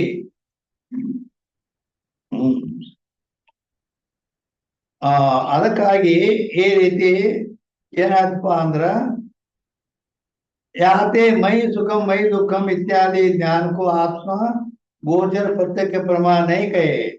ಯಾಕಂದ್ರ ಇಲ್ಲಿ ಏನ್ ಹೇಳಿದ್ರು, ಮೈ ಸುಖಂ ಮೈ ದುಃಖಂ ಅಂತ ಏನ್ ಬಂದಲ್ಲ ಹಿಂದಿಗಡೆ, ಅದು ಇತ್ಯಾದಿ ಜ್ಞಾನಗಳು ಆತ್ಮಗೋಚರ ಪ್ರತ್ಯಕ್ಷ ಪ್ರಮಾಣ ಅಲ್ಲವು. ಆತ್ಮಗೋಚರ ಅಲ್ಲವು. ಆತ್ಮನನ್ನು ಗೋಚರ ಅಂದ್ರೆ ಆತ್ಮನನ್ನು ವಿಷಯ ಮಾಡಿಲ್ಲ ಅವು. ಮತ್ತೇನಾದ್ರೆ ಆಯ್ತು, ಕಿಂತು ಸುಖಾದಿ ವಿಶೇಷಣೈತಿ. ವಿಶೇಷ ಏನದಾವು, ಸುಖಾದಿಗಳದಾವ. ಆದ್ದರಿಂದ ಅನಾತ್ಮ ಗೋಚರ ಆಯ್ತ. ಯಾಕ ಪ್ರಧಾನ ಅವು. ಈಗ ದೇಹದಲ್ಲಿ ಆತ್ಮ ಅದಾನಂದ್ರೆ ಪ್ರಧಾನ ಯಾವ್ದಾಯ್ತ, ದೇಹ ಕತೆ. ಅಲ್ಲಿ ಮೈ ಸುಖಂ ಅಂದಾಗ ಹಿಂಗ ಈ ರೀತಿ ಐತೆ ಅಲ್ಲಿ. ಅದಕ್ಕಾಗಿ ಮೈ ಅಂದ್ರೆ ನನ್ನಲ್ಲಿ ಹೇಗೆ ಅನಾತ್ಮಗೋಚರ ಅಂತರ ಪ್ರತ್ಯಕ್ಷ ಪ್ರಮಾಣ. ಇದು ಆತ್ಮಗೋಚರ ಆಗುದಿಲ್ಲ, ಅನಾತ್ಮಗೋಚರ ಆಕತಿ. ಅನಾತ್ಮಗೋಚರ ಅಂತರ ಪ್ರತ್ಯಕ್ಷ ಪ್ರಮಾಣ. इस प्रकार आंतर प्रत्यक्ष प्रमाण के भेद कहे. ಈ ರೀತಿಯಾಗಿ ನಾವು ಅಲ್ಲಿ ನೋಡಿ, ಇಲ್ಲಿ ಎಲ್ಲಿ ವಿಶಿಷ್ಟ ಆತ್ಮಗೋಚರ ಇದೆ ಅದ್ರ ಮೇಲ್ಭಾಗದಲ್ಲಿ ಅನಾತ್ಮಗೋಚರ ಐತಿ. ಆತ್ಮಗೋಚರ ಅನಾತ್ಮಗೋಚರ ಎರಡು ಪ್ರಕಾರ ಐತಿ ನಕಾಶಾಗ. ಅದನ್ನೇ ಬಿಡಿಸಿ ಇಲ್ಲಿ ಹೇಳಿದ್ರೆ ಈಗ ಆ ಹೇಳ್ತಾನೆ. ಹ್ಮ್. ಆ ಆಯ್ತು, ಏನಾಯ್ತು? ಆ ಈ ಪ್ರಕಾರವಾಗಿ ಅಂತರ ಪ್ರತ್ಯಕ್ಷ ಪ್ರಮಾಣಕ್ಕೆ ಬೇರ್ಕೈ. ಇಲ್ಲಿ ತನಕ ನಾವು ದೇಹದ ಒಳಗೆ ಆಗತಕ್ಕಂತ ಜ್ಞಾನಗಳ ಬಗ್ಗೆ ನಾವು ಹೇಳಿದೀವಿ. ದೇಹದ ಒಳಗೆ ಆತ್ಮನ ಬಗ್ಗೆ ಅಥವಾ ಇವು ಎಲ್ಲ ಹೇಳಿದ ಅಂತರ ದೇಹದ ಒಳಗಿರ್ತಕ್ಕಂತ ಜ್ಞಾನಗಳ ಬಗ್ಗೆ ಹೇಳಿದೀವಿ ನಾವು. ಸುಖ ದುಃಖ ಜ್ಞಾನ, ಕರ್ತೃತ್ವ ಜ್ಞಾನ, ಇವೆಲ್ಲ ಹಿಂಗೆ ಅಂತೇಳಿ ಹಿಂಗೆಲ್ಲ ಇದ್ರ ಬಗ್ಗೆ. ಹಾ, ಇಲ್ಲಿ ಬಿಟ್ಟು ಇನ್ನ ಮೇಲೆ 10 ನಿಮಿಷ ಐತೆ, ಆ ಇನ್ನೊಂದು 10 ನಿಮಿಷ ಐತೆ ಅಷ್ಟೇ. ಹೆಡ್ಡಿಂಗ್ ಈಗ ನಡು ಉಳಿದ್ ಬಿಟ್ಟಂಗ ನಡು ಬಿಟ್ಟಂಗ ಆಗ್ತಾರೆ. ಇಲ್ಲಿ ಬಿಡೋಣತೆಯ ಇಲ್ಲಿ ಬಿಟ್ರೆ ಒಂದು ಹೆಡ್ಡಿಂಗ್ ಇರ್ತದೆ ಟೈಟಲ್. 3-4 ನೆಕ್ಸ್ಟ್ ಅದೆಲ್ಲ ಬರೋಬರಿ ಹೌದಿಲ್ಲ. ಯಾಕಂದ್ರ ಇದು ಇಲ್ಲಿ ತನಕ ಒಳಗಿನ ಸಮಾಚಾರ ಆಯ್ತು. ಇನ್ನ ಬಾಯಿ ಅಂದ್ರೆ ಹೊರಗಿನ ಜ್ಞಾನಗಳ ಬಗ್ಗೆ ನಡೀತೈತಿ. ಬಾಹ್ಯ ಪ್ರತ್ಯಕ್ಷ ಪ್ರಮಾಣ ಹೊರಗಿನ ಜ್ಞಾನಗಳು ಹೇಗಾಗ್ತಾವ, ಹೊರಗಿನ ಜ್ಞಾನ ಹೇಗಾಗ್ತಾವ ದೇಹದ ಒಳಗ, ಅದನ್ನ ಇಲ್ಲಿ ತನ ಹೇಳ್ಕೊಂಡ್ ಬಂದಿವಿ. ಇನ್ನು ಮೇಲೆ ದೇಹದ ಹೊರಗ ಇಲ್ಲಿ ಹೊರಗಿರ್ತಕ್ಕಂಥ ಜ್ಞಾನಗಳು ಯಾವ ರೀತಿ ಆಗ್ತಾವು, ಜಗತ್ತಿನ ಸಂಬಂಧಿ ಹೊರಗಿನ ವ್ಯವಹಾರ ನಡೀತದ, ವಿಷಯ ಚೇಂಜ್ ಆಗ್ತದ. ಆದ್ದರಿಂದ 5 ನಿಮಿಷ ಅಥವಾ 10 ನಿಮಿಷ ಮೊದಲು ಶಾಸ್ತ್ರವು ಸಮಾಪ್ತಿ ಮಾಡಲ್ಪಡುತ್ತದೆ.